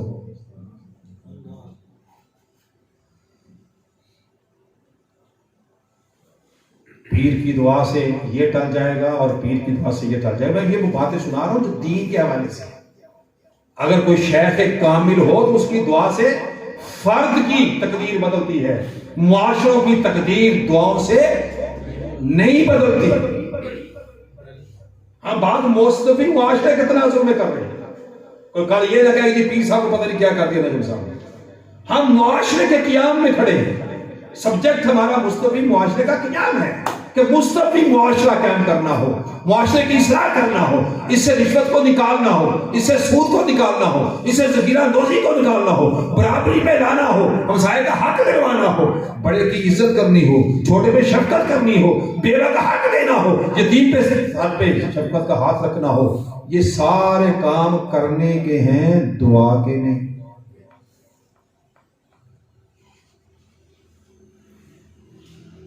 اللہ پاک نے فرشتہ نہیں بھیجا کہ جبریل امین جا اور میرے محبوب کے اوپر سے اوجڑی اتار دی۔ میں جتنی بات کہہ رہا ہوں اس کو بالکل کسی نے ویریفائی کرنا ہو، جا کے یہاں سے چاہے اس کا ویریفائی کرے۔ اللہ نے نہیں فرشتہ بھیجا کہ میرا محبوب کتنی تکلیف میں ہے۔ خبر پہنچی تاجدار انبیاء کے گھر تک، حسنین کریمین کی ماں بچپن میں تھی، سجدہ کائنات کے کانوں میں آواز پڑی، ابا جی کے پیٹھ پر اوجڑی ڈال دی گئی۔ یہ سیدہ کائنات آئی ہیں اور انہوں نے والد کو اسسٹ کیا ہے، تب جا کے اوجڑی پیڑ سے اتری ہے۔ ہم دعاؤں سے ہر چیز کفور کرنے کے چکر میں ہیں کہ معاشرہ ٹھیک ہو جائے گا، اس سے آگے چلتے ہیں۔ انہوں نے دیکھا کہ یہ سب کچھ کرنے کے باوجود، کانٹے بچھانے کے باوجود، یہ معاشرے کی تبدیلی کا نعرہ نیچے نہیں آ رہا۔ مکہ کے سردار اکٹھے ہوئے اور اکٹھے ہو کے سرداروں نے الائنس بنایا، اتحاد کیا، یونٹی پیدا کی آپس میں۔ انہوں نے کہا یہ اگر نہ رکے تو بھی جائے گا ولید، شیبہ تیرا بھی بیڑا گرک ہو جائے گا، ابو لہب تیرے پلے بھی کچھ نہیں بچے گا۔ یہ سارے اکٹھے ہو گئے اور اکٹھے ہو کر انہوں نے کہا کہ ہاشمی خاندان کے ساتھ کوئی لین دین نہیں کرے گا، اور شیب ابی طالب میں انہیں محصور کر دیا گیا، اور یہ ان لمیٹڈ تھا۔ یہ 3 سال کے بعد ختم ہوا، یہ 3 سال کے لیے نہ تھا، یہ ان لمیٹڈ تھا کہ ان کے ساتھ کوئی لین دین نہ کرے، کوئی خوراک نہ دے۔ اور حالت یہ ہوئی کہ اس شیب ابی طالب نے سیدنا ابو طالب، لوگ تو سوال کرتے ہیں، میرے یہ سبجیکٹ نہیں ہے کہ مسلمان ہیں کس درجے کے ہیں کہ نہیں ہیں۔ جس وقت بندے کی جان پہ بن جائے تو ماں بھی بچہ پاؤں کے نیچے رکھ کے جان بچاتی ہے۔ دنیا ساری خراب ہو گئی، شیب ابی طالب میں حضرت ابو طالب جا کے بیٹھے ہیں، مولا کائنات وہاں ہے، اما خدیجۃ الکبریٰ وہاں ہے، یہ سارے نبیوں کے سردار بھی اور ولیوں کے امام بھی کہاں قید ہیں؟ بولیے۔ اور ہمیں کیا پڑھایا جاتا ہے پاکستان میں؟ اللہ دے ولی نو کچھ ہوندا، ولیوں کا امام شیب ابی طالب میں ہے، نبیوں کا امام شیب ابی طالب میں باندھا ہے۔ کتنے سال کے لیے جو اینڈ ہوا؟ کتنے؟ 3 سال 36 ماہ۔ اور یہ دن 24 گھنٹے کے تھے اس وقت بھی، ایک ایک گھنٹے کے دن نہیں ہوتے تھے، آپ کے دل میں خیال نہ آ جائے کیسے ختم ہو گئے ہوں گے۔ وہی دن تھے جو دنیا میں گزر رہے تھے۔ 3 سال اس میں قید ہے، منو سلوا نہیں آیا۔ اور قرآن مجید کی آیات کو پڑھیے، اللہ پاک فرماتا ہے محبوب تو ہما وقت ہماری آنکھوں میں رہتا ہے۔ تو آنکھوں میں تو رہتے ہوں گے، جس محبوب نے اتنی تکلیفیں جھیلی ہیں تو پھر رب نے اور کس کو دیکھنا ہے؟ مجھے اور تمہیں۔ ہما وقت محبوب ہماری آنکھوں میں تو رہتا ہے، مولا تیری آنکھوں میں جو رہتے ہیں تو اتنی تکلیفیں۔ فرمایا اتنا آزما کے تو لوگوں کے لیے لقد کان لکم فی رسول اللہ اسوۃ حسنہ بن رہا تھا، تاکہ آنے والی نسلوں کو، خاص کر کے پاکستان کو پتا چلے کہ دین کے غلبے کے لیے اگر شیب ابی طالب بھی آ جائے تو گھبرانا نہیں، دین تب جا کے غالب ہوتا ہے۔ آقا کریم علیہ الصلوۃ والسلام نے 3 سال کے بعد طائف کیا، سفر کیا، پتھر لگے، لہو لہان، یہاں سے نکلے۔ اب 10 منٹ کے اندر انشاءاللہ ختم کر دیں۔ ہجرت کی، کیا کیا؟ دن کو کہ رات کو؟ سارے بولو گے، اگر کسی کو شک ہے تو وہ دور کر لے۔ ابھی ہجرت دن کو نہیں ہوئی، بولو ذرا، کب ہوئی؟ اس وقت لوگوں کا کہنا بن سکتا سی نا بھی ڈر کے چلے گئے راتوں رات۔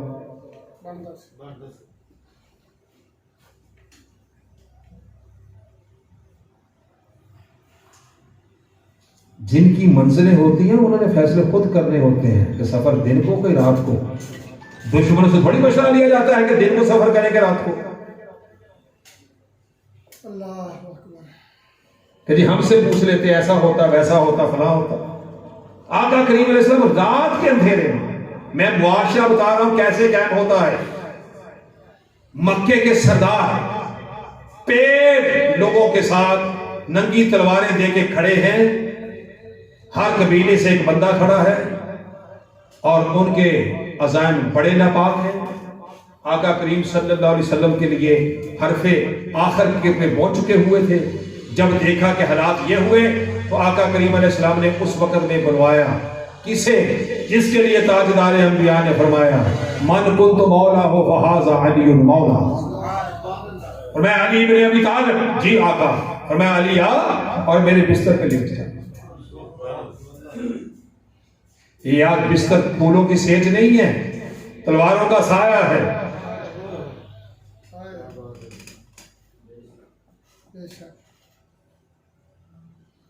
الجنت تحت ظل السیوف، جنت تلواروں کے سائے میں ہوتی ہے. ہم جنت مسلح پہ لینا چاہتے ہیں. جنت مسلح پہ تو مولا علی نے نہیں لی، کربلا کے حسین نے نہیں لی. یہ کچھ اور معاملات ہوتے ہیں. آقا کریم علیہ السلام نے فرمایا علی میرے بستر پہ لے. کارکن نے نہیں کہا کہ خود تو جہاں سے آپ تشریف لے کے جا رہے ہیں اور ساری مصیبت کارکن کے گلے ڈال کے جا رہے ہیں. تو کارکن ہی کیا ہوا، وفا ہی کیا ہوئی، تعلق ہی کیا ہوا، یاری ہی کیا ہوئی. آج تو پتہ چلنا تھا وہ جو دعویٰ تھا کہ جہاں پہ آپ کا پسینہ گرے گا میرا خون گرے گا، وہ ثابت کیا علی نے کہ آقا و مولا کوئی پریشانی نہیں. بتائیے کیا کرنا ہے؟ علی میرے بستر پہ سو جائے.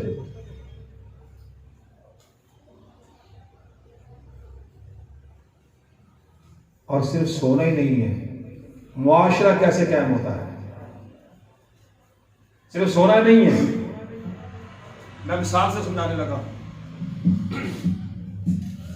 اس میں امانت ہے. وہ جو دائیں طرف تلوار لے کے کھڑا ہے یہ اس کیا ہے.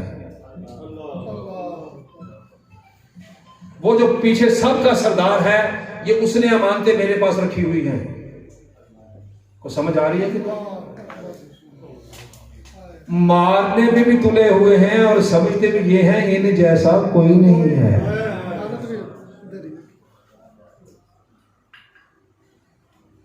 یہ کریکٹر ہے، یہ کردار مصطفیٰ ہے، یہ روشنی مصطفیٰ. فرمایا علی یہ فلاں کا، یہ فلاں کا، یہ فلاں کا، یہ امانتیں میرے پاس، یہ بھلے مجھے مارنا چاہتے ہیں لیکن علی میں ان کے اس ارادے پہ ان کی امانتوں میں تب بھی خیانت نہیں کرتا.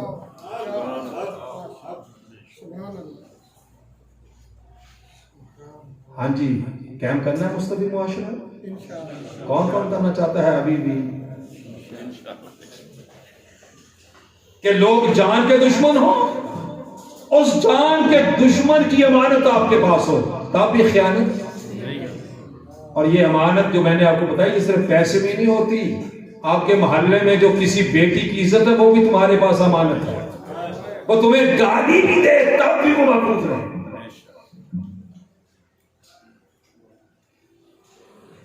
یہ صبح علی اٹھنا اور ہر ایک کی امانت اس کے سپرد کر کے پھر آنا. مولا علی سے پوچھا گیا علی کیسی زندگی گزری؟ انہوں نے کہا جب بھی سوتے ہیں یہ اس ارادے کے ساتھ کہ پتہ نہیں صبح ہوگی کہ نہیں. انہوں نے کہا ہمیشہ ہی سوائے ایک رات کے. سوائے ایک رات کے. کہتے جس دن میرے آقا نے فرمایا تھا علی صبح یہ امانتیں امانت داروں کے سپرد کر کے آنا، مجھے یقین تھا علی پہ صبح ہوگی. جس محبوب کی زبان میں یہ اثر ہے وہ ہاتھ اٹھا کے دعا کر دے مولا مجھے جانا نہ پڑے، ان کا بیڑا غرق کر دے.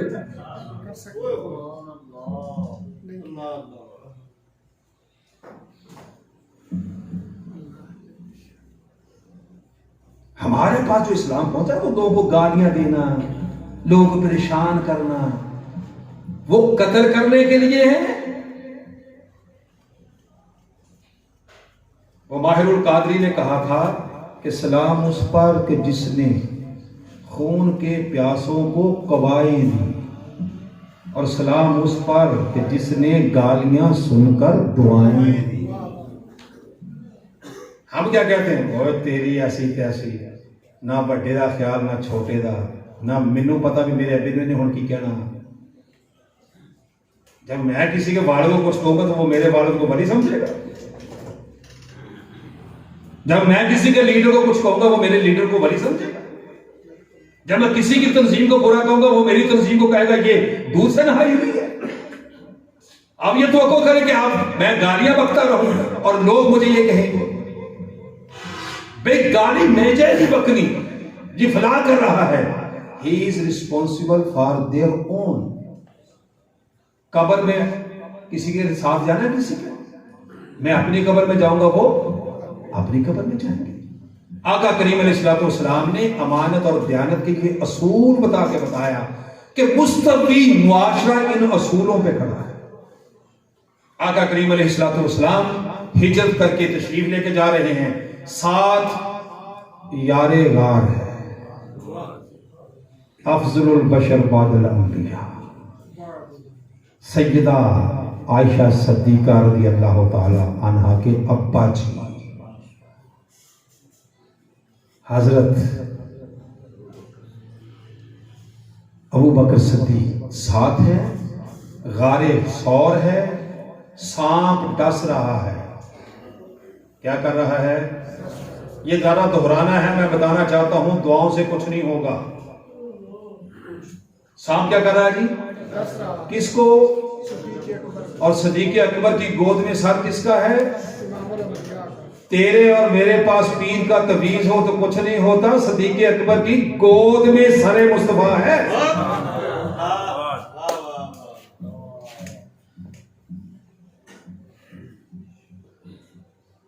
جس کے قدموں کا دھون ہے آب حیات ہے، وہ جان مسیحا ہمارا نبی. اس آقا کے قدموں کی تو بات ہی نہیں ہے، ان کے سر اکبر چہرہ مقدس کی بات ہے. سیدنا صدیق اکبر کی گود میں ہے، تب بھی اژدہے کا ڈنگ اثر کر رہا ہے. مقصود کیا ہے کہ دین کے لیے اس اسباب کی دنیا میں رہتے ہوئے آپ میٹا فزیکل چیزوں کو نہ مان سکتے ہیں نہ لا سکتے ہیں. یہ اسباب کی دنیا ہے. سانپ ڈسے گا تو زہر چڑھے گی، تلوار لگے گی تو شہادت ہوگی. تلوار لگے کچھ نہیں ہوتا مجھے، یہ کہاں کا کام ہے؟ اس تلوار میں تو میرے آقا کے چچا حضرت امیر حمزہ کو شہید کیا ہے. اس تلوار نے تو میرے آقا کی راحت، میرے آقا کی جان، سید و شہداء امام حسین کو شہید کیا ہے. تجھے اور مجھے کچھ گولی نہ کہے. سانپ ڈس رہا ہے، آنکھوں سے آنسو گرے، تاجدار انبیاء بیدار ہوئے. آقا کریم علیہ السلام نے فرمایا ابو بکر میرے ہوتے ہوئے تو پریشان کیوں ہے؟ کس چیز نے رلایا؟ عرض کیا آقا کوئی چیز مجھے ڈس رہی ہے. یہ سفر جاری ہے مستوی معاشرے کا قیام کے لیے، یہ اس کا ایک راستہ ہے، اس کی ایک منزل ہے. حضور ڈس رہا ہے ایسا کوئی چیز ہے زہریلی. زہر نے اثر کیا حضور، میں مجبور ہو گیا ہوں، چاہتا نہیں تھا جگانا، لیکن آنسو بے بسی سے نکل آئے، آپ کو جگا دیا، معذرت خواہ ہوں. کارکنی اس کو کہتے ہیں. شور نہیں کیا، میں مر گیا، اٹھو. حضور آپ جاگے ہیں، میں اس پہ بھی معافی کرتا، حضور مجھے معاف کر دیجئے گا، میں غلامی کر نہیں سکا. میرے صدیق میرے ہوتے ہوئے تمہیں تکلیف دے، ہٹاؤ پاؤں، دیکھتے ہیں کیا چیز ہے. سلام کیا کرو ابو بکر صدیق کی وفا کو. جو سمجھ سیدنا صدیق اکبر کو آئی ہے وہ شاید کسی اور کو نہیں. جو راز انہوں نے پایا ہے اور کسی نے نہیں پایا. عرض کی آقا یہ بڑے زہریلا ہے، آپ کے حکم پہ اٹھانے تو اٹھا دوں گا، لیکن میری ریکویسٹ ہے کہ آپ غار سے پہلے باہر چلے جائیں، کہیں ایسا نہ ہو آپ کو نقصان نہ پہنچا دیں. میرے آقا کریم نے اس وقت میں جو ارشاد فرمایا وہ قابل غور ہے. فرمایا ابو بکر پریشان نہ ہو کہ مجھے تکلیف دے گی، اللہ کی ساری مخلوقات جانتی ہیں میں اللہ کا رسول ہوں. اللہ کی ساری مخلوقات جانتی ہیں میں اللہ کا رسول ہوں. کارکن نے پھر بھی اعتراض نہیں کیا کہ اگر ساری مخلوقات جانتی ہیں تو ضرور بسوانا تھا، پہلے ہی اس کو ہدایت کر دیتے. کارکن نے کوئی شکوہ نہیں کیا،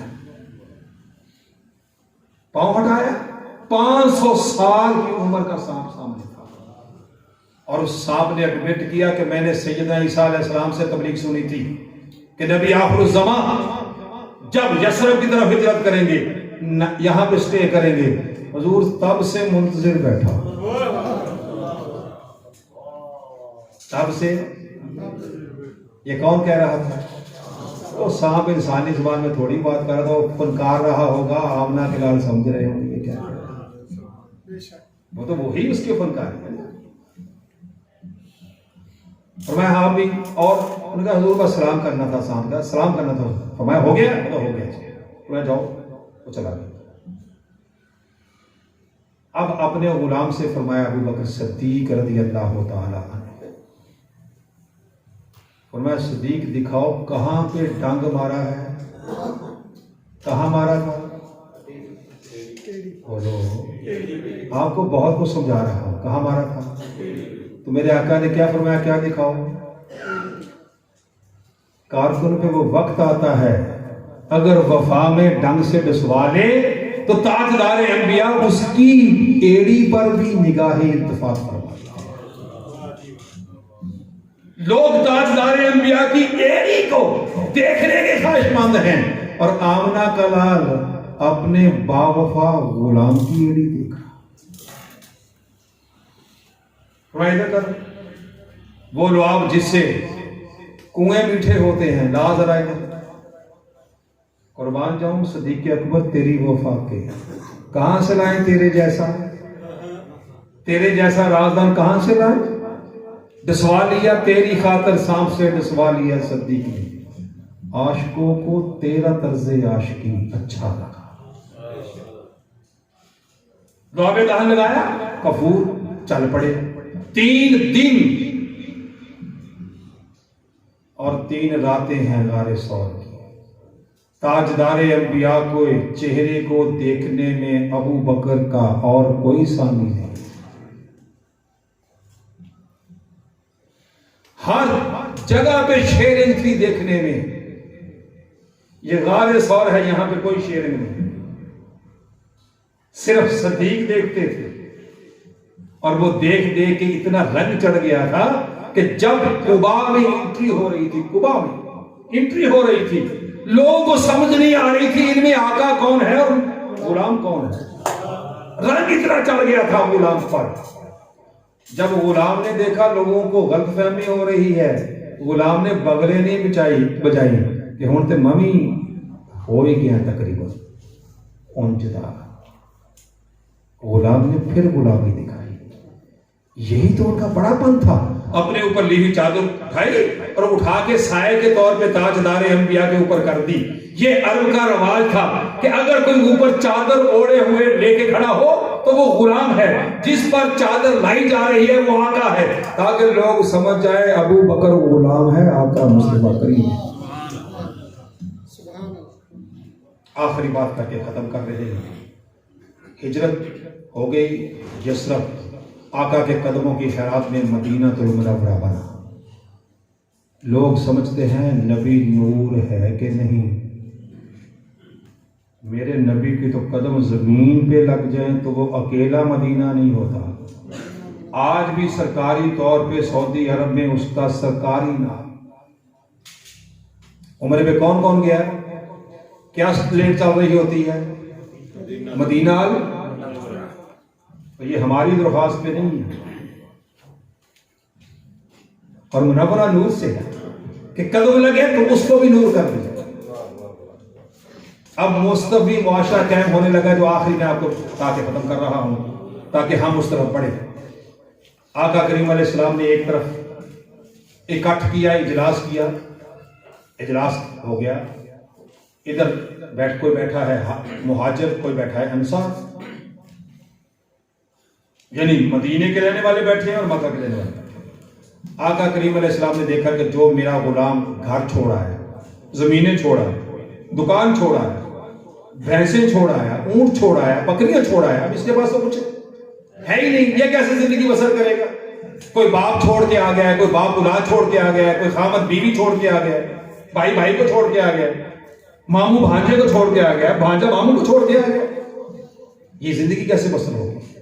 آقا کریم علیہ السلام نے ادھر سے کھڑا کیا، میں کہہ رہا ہوں اینڈ ہے تاکہ آپ کو ختم کر رہا ہوں تاکہ ہم اپنے بہیو کو دیکھ لیں۔ ادھر سے کھڑا کرتے ایک مہاجر کو، ادھر سے کھڑا کرتے ایک مدینے کے واسی کو، فرماتے میرے مدینے کے غلام، یہ جو میرا مکے والا غلام، تو بھلے سے نہیں جانتا کہ اس کا قبیلہ کون سا ہے، بھلے تو نہیں جانتا یہ کبھی تیرے ساتھ کھیلا ہے کہ تیرے ساتھ اس کا کوئی تعلق نہیں ہے، لیکن یہ تو تعلق ہے نا، کیا بولا، اس کا بھی آقا میں ہوں، اس کا بھی آقا میں ہوں، یہ تو کامن ہے جی آقا۔ فرمایا پھر آج سے اسے تیری جائیداد میں برابر کا شریک کر رہا۔ کتنے کا؟ بولو، پھر بولو۔ اب آپ کرو آنکھیں بند سارے، اور آنکھیں بند کر کے اپنے بھائی کو کہو گے، سگے بھائی کو، کہ آج سے آدھا تیرا اور آدھا میرا۔ کہہ سکتا ہے؟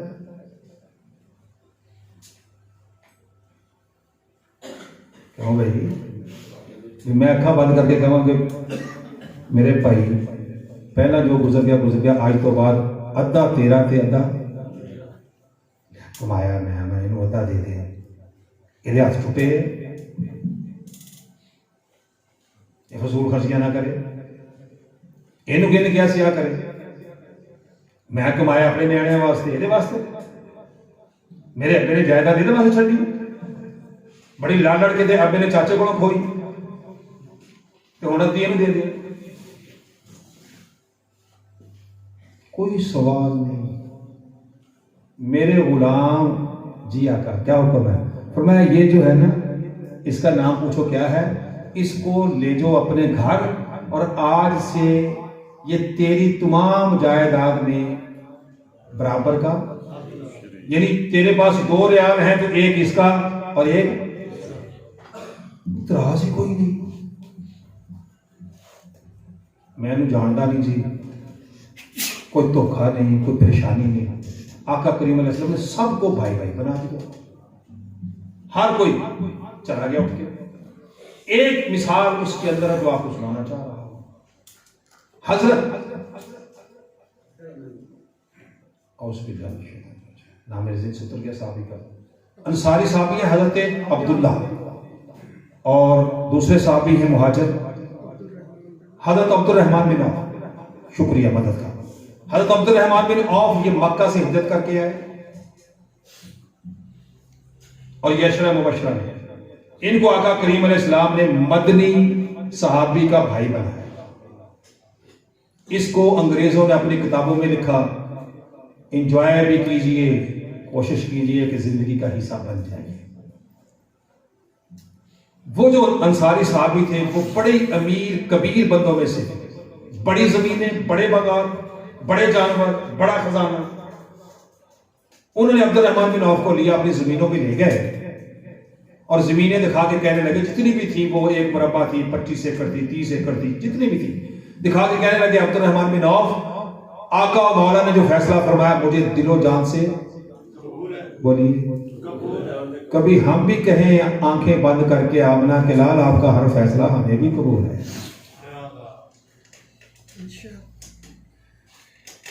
یہ جو آپ کا فیصلہ ہے نا کہ سفید والوں کا حیا کرو، حضور ہمیں قبول ہے، عیسائی سفید والا پارا ہوا تب بھی عزت کریں گے۔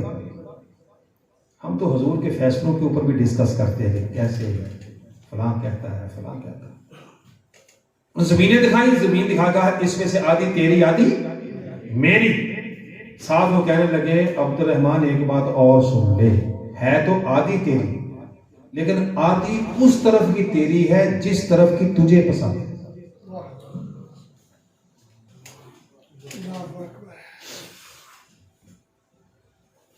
5 مرلے کا کارنر کا پلاٹ ہے،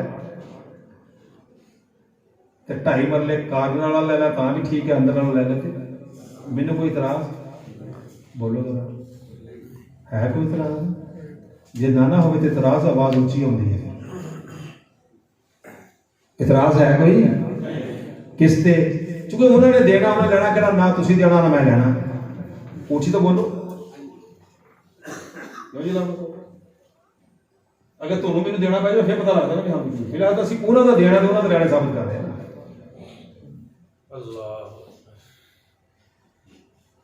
بھی جس طرح کی تمہیں پسند ہے آدھی زمین، یہ باغ ہے آدھا تیرا آدھا میرا، لیکن اس طرف کا آدھا تیرا جس طرف کا باغ تجھے۔ اس کے بعد لے گئے اپنے گھر، کہتے یہ ہے اشرفیوں کا ڈھیر، اس میں سے آدھا تیرا آدھا میرا، وہ دیکھتے چلے گئے، کیونکہ امیری بہت ہے، مال بہت تھا، دکھایا۔ آخر پہ لے گئے اپنے گھر زنان خانے میں، ان کی تھی 2 بیویاں، کتنی؟ پھر بولیے۔ انہیں دونوں بیویاں سامنے بٹھا دی بغیر نقاب کے۔ مستوی معاشرہ یہ ڈیمانڈ کرتا ہے کہ اگر واقع تو معاشرے کا حصہ ہے اور وہ تو تیرا بھائی ہے، پھر تجھے کوئی خطرہ نہیں ہونا چاہیے کہ یہ میری بیوی کو دیکھ کے کچھ کر جائے گا۔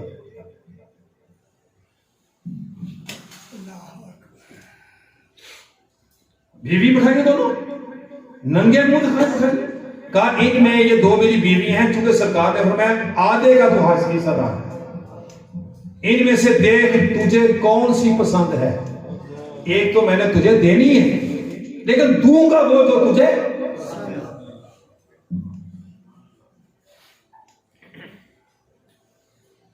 پیشکش پوری ہو گئی۔ اب عبد الرحمن بن عوف رضی اللہ تعالیٰ عنہ کا جواب سن لیجیے۔ اب اتنی بڑی پیشکش کو چھوڑتا ہے؟ مکے سے آیا ہو، رہنے کی جگہ نہ ہو، پاس پیسہ نہ ہو بزنس کے لیے، کوئی چاچے اور مامے کا گھر بھی نہ ہو، کوئی کلاس فیلو بھی نہ ہو، اتنا کچھ مل رہا ہو، زمینیں، باغات، گھر، اشرفیاں، بیوی۔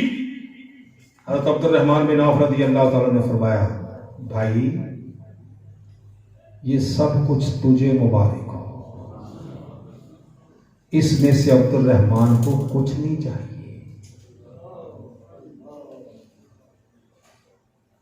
پیشکش اس سطح کی اور غنا اس سطح کا ہو جائے تو معاشرے کو مستوی ہونے سے کوئی روک نہیں سکتا۔ یہ سب کچھ تجھے مبارک ہو۔ انہوں نے کہا پھر تم کیا کرو گے؟ انہوں نے کہا تم نے صرف یہ بتانا ہے کہ مدینہ میں کس دن، جیسے اپنے بازار لگتے نا ایسے اس وقت منڈیاں لگتی تھی دنوں میں حساب سے، بتاؤ کس دن مدینے میں بزنس ہوگا، عبد الرحمن خود کمائے گا خود کھائے گا۔ اینڈ کر رہا ہوں اس جملے پر جو میں سمجھا ہوں حضرت عبد الرحمن بن عوف رضی اللہ عنہ کے جملے سے۔ وہ اصل میں یہ فرما رہے تھے کہ ہمارے آقا و مولا نے، تاجدار انبیاء نے ہمیں کوئی بھیک مانگنے والا تھوڑی بنایا، ہمیں تو خودداری یہ سکھائی ہے کہ اتنا کچھ بھی ہو اس کی طرف دیکھنا بھی نہیں ہے، خود کمانا ہے خود کھانا ہے، دھوکہ کسی کے ساتھ نہیں، فراڈ کسی کے ساتھ نہیں، کسی کے مال پہ نظر نہیں۔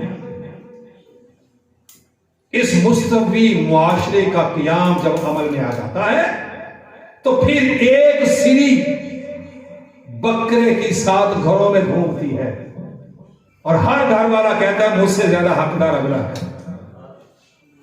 جب معاشرہ قائم ہو جاتا ہے تو پھر میدان جہاد کے اندر شہید ہونے سے پہلے ایک آدمی آواز بلند کرتا ہے میں پیاسا ہوں کو پانی پلائے، پانی کا پیالہ آتا ہے ابھی پیا نہیں، ساتھ زخمی پڑا کہتا ہے میں بھی بڑا پیاسا ہوں، کہا مجھے رہنے دو پانی اسے پلا دو۔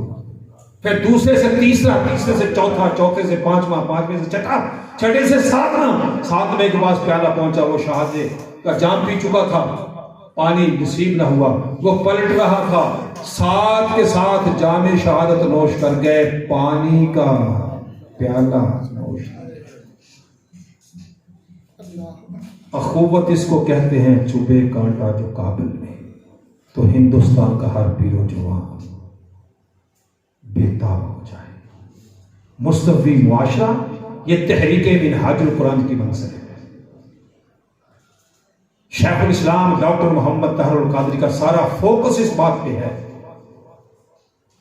کہ آغاز اپنی ذات سے کرو، پھر اپنے گھر کو مستوی بناؤ۔ معاشرے کا بنیادی یونٹ گھر ہوتا ہے، ایک یونٹ کا میں سربراہ ہوں، اگر میرا یونٹ ٹھیک پرفارم کر رہا ہے تو اس کی خوشبو اور اس کی مہک ساتھ والے گھر میں بھی پہنچے گی، ادھر والے گھر میں بھی پہنچے گی، یہ بھی پھیلتا پھیلتا محلہ مستوی ہوگا، پھر آخر میں گاؤں مستوی ہوگا۔ آپ کہیں گے کوئی تیار نہیں، کوئی تیار نہ ہو، آپ اور میں ذمہ دار نہیں، میں تیار ہوں کہ نہیں اس کا تو میں ذمہ دار ہوں۔ میری آنکھ خطا نہ کرے، میرا ہاتھ ظلم نہ کرے، میرا ہاتھ رشوت نہ دے، میرا ہاتھ کمیشن نہ کھائے، میری زبان غیبت نہ کرے، میری زبان لوگوں کو لڑائے نہیں، میری زبان لوگوں کو ملائے، میرے وجود سے محلے والوں کو سلامتی پہنچے۔ آقا کریم کی حدیث سنا کے ختم کر رہا ہوں۔ صحابی نے عرض کیا آقا کوئی ایسی بات بتا دے جس سے جنت میرے اوپر واجب ہو جائے۔ تاجدار انبیاء نے پورا پیکج اناؤنس کرتے ہوئے فرمایا طیب الکلام، اے میرے صحابی تیرے اوپر جنت واجب ہو جائے گی، تیرا کلام بڑا پاک ہو جائے۔ تیرا کلام، بولیے زور سے، کلام یعنی تیرے منہ سے گالی نہ نکلے، اگر گالی نکل گئی تیرا کلام میں پاک ہو گیا۔ جس منہ سے تو نے قرآن کی تلاوت کرنی ہے تو پھر کسی کو گالی دے گا، طیب الکلام، فرمایا تیرا کلام پاک۔ آقا اور فرمایا پھر تو سلامتی کا پیکر بن جا، وَبِسِدْ السلام، سلامتی والا ہو جا، دل سے تیرے ہمسائے خائف نہ ہو، اس قدر خائف نہ ہو کہ اگر میرا ہمسایہ عیسائی ہے اور اس کی بچیاں جوان ہیں اور اسے کہیں کیلی بچیاں چھوڑ کے جانے پڑ گئی تو وہ سب سے زیادہ جس کو محافظ سمجھے وہ اپنے ہمسائے مسلمان کو سمجھے، تو سمجھ لو معاشرہ مستبدل ہو چکا ہے۔ اور اگر مسلمان ہی اپنے مسلمان سے خائف ہے کہیں میری بچی پہ ہاتھ دراز نہ کر لے تو پھر تمہاری نماز روزہ حج زکات کسی کام کا نہیں۔ تیسرا آقا کریم نے فرمایا افش السلام، سلامتی پھیلاؤ، جسے جانتے اسے بھی، جسے نہیں جانتے اسے بھی۔ چوتھے درجے میں فرمایا لوگوں کو کھانا کھلاؤ، اور پانچواں فرمایا صل الارحام، صلہ رحمی کرو، رشتے جوڑو۔ آج کے معاشرے کی سب سے بڑی کمزوری رشتوں کو ختم کر کیا جا رہا ہے۔ میں کی سمجھدا مامے نو، چاچے نو میں دیکھ لواں گا، میں کی سمجھدا پھوپھو دے منڈیاں نو، میں نانے نو سمجھدا ہی کی ہے۔ یہ جملے آپ کے حج، نماز، روزہ، زکات سب ضائع کر رہے ہیں۔ رشتوں کو جوڑو، رشتوں کا حیا کرو، یہ آقا کریم علیہ السلام نے فرمایا۔ اور اس کا صلہ کیا دیا؟ فرمایا جو کوئی چاہے کہ اس کے رزق میں برکت ہو اور اس کی عمر میں برکت ہو، اسے چاہیے رشتوں کو جوڑے۔ ایک صحابی نے عرض کیا آقا میں تو جوڑتا ہوں، دوسرا ہی توڑ دیتا ہے، جو آج کا بھی شکوہ ہوتا ہے کہ جی چاچے والوں جائیدہ چاچا ہی نہیں ہوتا، ماسی دے جائیدہ ماسی نہیں آتی، کوئی نہیں گلا کر دے، ہٹ دے نہیں۔ آقا کریم علیہ السلام کی خدمت میں صحابی نے عرض کیا حضور میں تو جوڑتا ہوں، اگلا ہی توڑ دیتا ہے۔ آقا کریم علیہ السلام کی جو رحمت ہے اس نے ہمیں نوازتے ہوئے فرمایا اے میرے صحابی اگر تو بھی جوڑے اور وہ بھی جوڑے یہ تو اگلے کا بدلہ ہوگا، جوڑنے کا تمہیں پیسے اجر ملے گا۔ فرمایا تو جوڑے اور تیرے جوڑنے پر وہ توڑے، اس کے توڑنے پر تو پھر جوڑے۔ انہیں کی سادی انائی ہے نہیں، ایک ہی ساتھ میں مٹی دے بھاوے سمجھ دے انہیں دیکھ لوں گے اسی ساڑھ کو بدوکا ہے نہیں ہے، وہ توڑے اور تم توڑنے پر بولو، تمہارے جوڑنے پر پھر وہ، اس کے توڑنے پر پھر تم۔ فرمایا یہ صلہ رحمی ہے۔ تحریک منہاج القرآن اس معاشرے کو اتنا خوشبودار بنانے کے باعث جس میں عدل ہو، جس میں انصاف ہو، جس میں صلہ رحمی ہو، جس میں ہر کوئی سلامتی کا پیکر ہو، جہاں پہ گالی کا گزر نہ ہو، جہاں پہ بے حیائی کا دخل نہ ہو، جہاں پہ کوئی سود کھانے والا نہ ہو، جہاں پہ کوئی چھوٹوں پہ ظلم کرنے والا نہ ہو، جہاں پہ کوئی بڑوں کی بے ادبی کرنے والا نہ ہو، جہاں پہ خواتین آزادی کے ساتھ اپنی تعلیم اور شعبے کے لیے جا سکے، آ سکے، ایسے معاشرے کی ضرورت ہے جس معاشرے کو دیکھ کے لوگ کہیں کہ ہاں یہ نبی آخر الزمان کی امت ہے.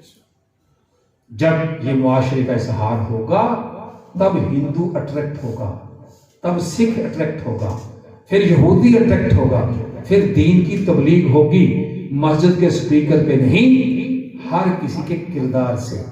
ویسے ہی جیسے تبلیغ کی ہے داتا گنج بخش علی حجویری نے، جیسے تبلیغ کی ہے خواجہ خواجگان خواجہ اجمیر نے، جیسے تبلیغ کی ہے بابا فرید الدین گنج شکر نے، جیسے تبلیغ کی ہے پیر علاؤالدین کلیر صابرپیا نے، جیسے تبلیغ کی ہے بہاؤالدین ذکریہ ملتانی رحمۃ اللہ علیہ نے، جیسے تبلیغ کی ہے پیر مہر علی نے. وہ لوگوں کو کہتے کم تھے، ان کو دیکھ کے ہی لوگ مسلمان ہوتے تھے. تحریک منہاج القرآن کے قائد شیخ الاسلام ڈاکٹر محمد طاہر القادری کا یہ میسج ہے، یہ پیغام ہے، اور اس کے لیے ہم گھر سے لے کے اوپر تک ایک چینج چاہ رہے ہیں، اور وہ چینج اپنی ذات سے شروع کرنے کے ہم خواہش مند ہیں. جو کوئی چاہے کہ یہ ماحول مجھے میسر ہے تو میں بدل سکتا ہوں اپنے آپ کو، اپنے خاندان کو، اپنے گھر کو، اپنے محلے کو، اس کو اس ماحول کے لیے ہم دعوت دے رہے ہیں کہ وہ باقاعدہ طور پہ تحریک منہاج القرآن کا رفیق بنے، وہ تحریک منہاج القرآن کا ممبر بنے. اس لیے کہ جب ممبر بن جاتا ہے پھر ہمارا زور اس پہ تھوڑا زیادہ چلتا ہے، پھر ہم اس کو کہہ دیتے ہیں کہ بھائی تیرا یہ عمل محلے کے لیے ٹھیک، ابھی آپ کا ٹھیک ہے کہ نہیں ٹھیک، آپ آزاد ہیں. لیکن اگر مجھے پتا ہو کہ خالد رنداوا سے ہمسایہ تنگ ہے، اور ہمسایہ آگے مجھے بتا دے کہ خالد رنداوا صاحب نے مجھے تنگ کیا ہے، تو یہ میری ذمہ داریوں میں ہے کہ میں خالد رنداوا صاحب کو بطور زیر صدر بھی کہوں گا اپنے بہیو کو ٹھیک کیجئے. کیوں؟ ایک نظام ہے ہمارا، اور اس کے اندر خالد رنداوا صاحب اپنے ایٹیچیوڈ کو چینج کریں گے. اگر کوئی محلے کا آگے بندہ مجھے کہتا ہے کہ جی جعفر گجر صاحب اپنے صحن کو دھو کے پانی بازار میں داخل کر دیتے ہیں، میرے بچے گرتے ہیں، موٹر سائیکل پہ جا کے چھینٹے پڑتے ہیں، تو میں ان کے منت کروں یا ان کو آرڈر کروں؟ یہ اپنا صحن دھو کے پانی بازار میں نہیں پھینکیں گے، یہ اس کا بندوبست کریں گے تاکہ محلے والے اسے تانگ نہ ہوں. یہ سوسائٹی ہوتی ہے، ممبرشپ اس کی کرتے تحریک منہاج القرآن کی. اور جو تحریک منہاج کا ممبر بنتا ہے ہم اسے زندگی میں ممبر نہیں کہتے، ہم اسے رفیق کہتے ہیں. اور رفیق آپ سمجھتے ہیں کہ قرآن مجید کی اصطلاح ہے. فرمایا انعم اللہ من النبیین والصدیقین والشہداء والصالحین وحسن اولئک رفیقا. فرمایا جن لوگوں پہ اللہ کا انعام ہوا وہ انبیاء ہیں، صدیقین ہیں، شہداء ہیں، صالحین ہیں، اور جو ان کے ساتھ جڑے ہوئے ہیں کتنے خوبصورت رفیق ہیں. اور آپ سارے سمجھتے ہیں کہ صحبت تبدیلی کا باعث بنتی ہے. وہ ایک حصار ہوتا ہے بندے کے ارد گرد، وہ ایک بندہ شیلڈ ہو جاتا ہے، وہ میٹنگ میں آتا ہے، وہ حلقہ درود میں آتا ہے، وہ درس قرآن میں آتا ہے، وہ فہم دین میں آتا ہے، وہ شیخ الاسلام کو سنتا ہے، وہ عرفان القرآن سے تلاوت کرتا ہے قرآن کی، اسے ترجمہ سمجھ آتا ہے کہ میرا رب مجھ سے ڈیمانڈ کیا کر رہا ہے. جب اس حلقے میں آ جاتا ہے پھر اس پہ انوار و تجلیت کی بارش ہوتی ہے، آج نہیں تو کل، کل نہیں تو پرسوں، آخر اس پہ رنگ چڑھ جاتا ہے. فرشتہ تو کوئی بن نہیں سکتا لیکن معاشرے کا ایک مفید فرد وہ ضرور بن جاتا ہے.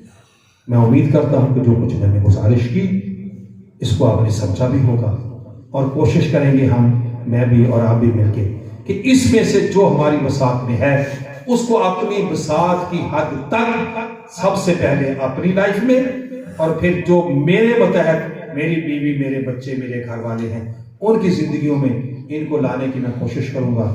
اسی کوشش کرتے کرتے انشاءاللہ یہ بڑی جلدی کے ساتھ، ایٹم بم اتنی جلدی نہیں پھیلتا اگر آپ نے کام شروع کر دیا جتنی جلدی یہ پھیلتا ہے. 1 سے 2، 2 سے 4، 8، 16، 32، 64، 128، 256، یہ اس طریقے سے بڑھتا ہے کام، اور ریسنٹلی کام بڑھتا ہے. اور جس طرح یہ معاشرہ یہ بن گیا تو پھر نتیجہ دعا سے نہیں نکلتا. پھر ایسے معاشرے کا سربراہ زلزلہ آ جائے، ایسے معاشرے کا سربراہ ہو اور معاشرے پہ کیا آ جائے؟ زلزلہ. وہ مسجد نبوی میں جا کے اذان نہیں دیتا، وہ بازار میں کھڑا ہو کے اپنی ایڑی زمین کے مار کے کہتا ہے زمین کیوں کانپتی ہے، ٹھہر बता तेरे ऊपर उमर ने अदब नहीं किया। ये मुआशरे के मुस्तफ़ी होने के नतायज होते हैं जो जाहिर होना शुरू होते हैं। अल्लाह करीम हम सब पे फजल फरमाए, हमें, हमारी औलादों को, हमारे बुजुर्गों को, हमारी बेटियों बहनों सबको आका करीम की सीरत के मुताबिक अपने अपनी ज़िंदगी बसर करने की तौफीक अता फरमाए। मैं बारे दीगर मोहतरम कमरुज़्ज़मान साहब, मोहतरम अब्दुल जब्बार साहब, इनकी पूरी टीम जिसकी सरबराही मोहतरम हाफिज़ महमूद हसन साहब करते हैं, ये खुद बड़े पाए के मुकर्रर और बड़े रिसर्च स्कॉलर हैं, इनकी मेहरबानी हमें बुला लेते हैं, उन्होंने हमें बुलाया, हम भी आए, तो मिल के हमने आज कुछ डिस्कशन की। तो इंशाअल्लाह हम उम्मीद करते हैं कि कल का सूरज पुर उम्मीद सूरज होगा और इस मुआशरे में तब्दीली का सूरज होगा। सर एक मिनट, आपके इस मुआखात और अखुवत से जो मैंने अभी अखज़ किया है, तो मैं ये चाहता हूँ कि इस माहौल में मेरे ये भाई हैं जुनैद अनवर नंबरदार, अरसे से हमारा भाइयों जैसा प्यार है। मैं ये चाहता हूँ कि ये नेमत लाइफ रफ़ाकत की जो मेरे पास है, तो मैं भी हदियातन इनको रेगुलर रफ़ाकत आपके हाथ से परफॉर्म करूँ। जुनैद अनवर नंबरदार बलोच वाला, ये साथ ही ये बलोच वाला गाँव के, जरा आप खड़े हो जाते, जुनैद अनवर साहब हैं बलोच वाला के नंबरदार। तो ये हमारे साथी हैं जाफर गुजर साहब, ये बाईपास पे रहते हैं, इनके साथ दोस्ती है। अब ये वो सोबत है जिसका मैंने जिक्र किया कि अगर बंदा इकट्ठा हो तो असरात क्या होते हैं। तो उन्होंने कहा कि जी उनको भी मैं चाहता हूँ कि ये हम चूँकि सारे दिन इकट्ठे होते हैं तो हम मिशन में भी इकट्ठे हों, तब ताकि मरने के बाद भी हमारा हशर एक जैसा हो जाए।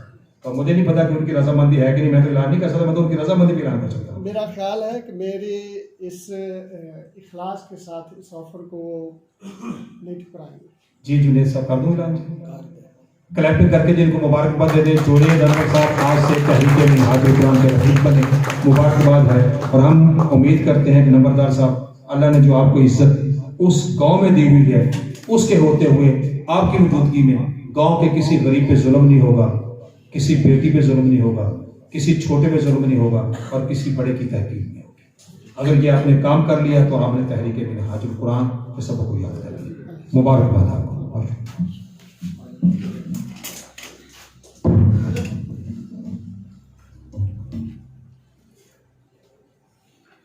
अंधेरों से लड़ाई का यही अहसन तरीका है, तुम्हारी दस्तरस में जो दिया हो वो जला देना। हम अहद करते हैं कि हम इस दिए को जलाए रखेंगे। बारे दीगर सर इंजीनियर मोहम्मद रफ़ीक नजम साहब का बेहद शुक्रिया, उन्होंने अपनी मसरूफियात में से हमें वक्त देकर इज़्ज़त अफजाई फरमाई। अल्लाह करीम इनके इल्म में, अमल में, निस्बत में, खुलूस में, इखलास में, अखलाक में बरकत फरमाए। और मुस्तफ़ी मुआशरे के क़याम के हवाले से वो जिस कदर खूबसूरत गुफ्तगू फरमा रहे थे, उसका अहाता तो मुमकिन नहीं सिवाय इसके कि मैं ये कहूँ कि वो खुश कलाम है ऐसा कि उसके पास हमें तवील रहना भी लगता है, मुख्तसर रहना।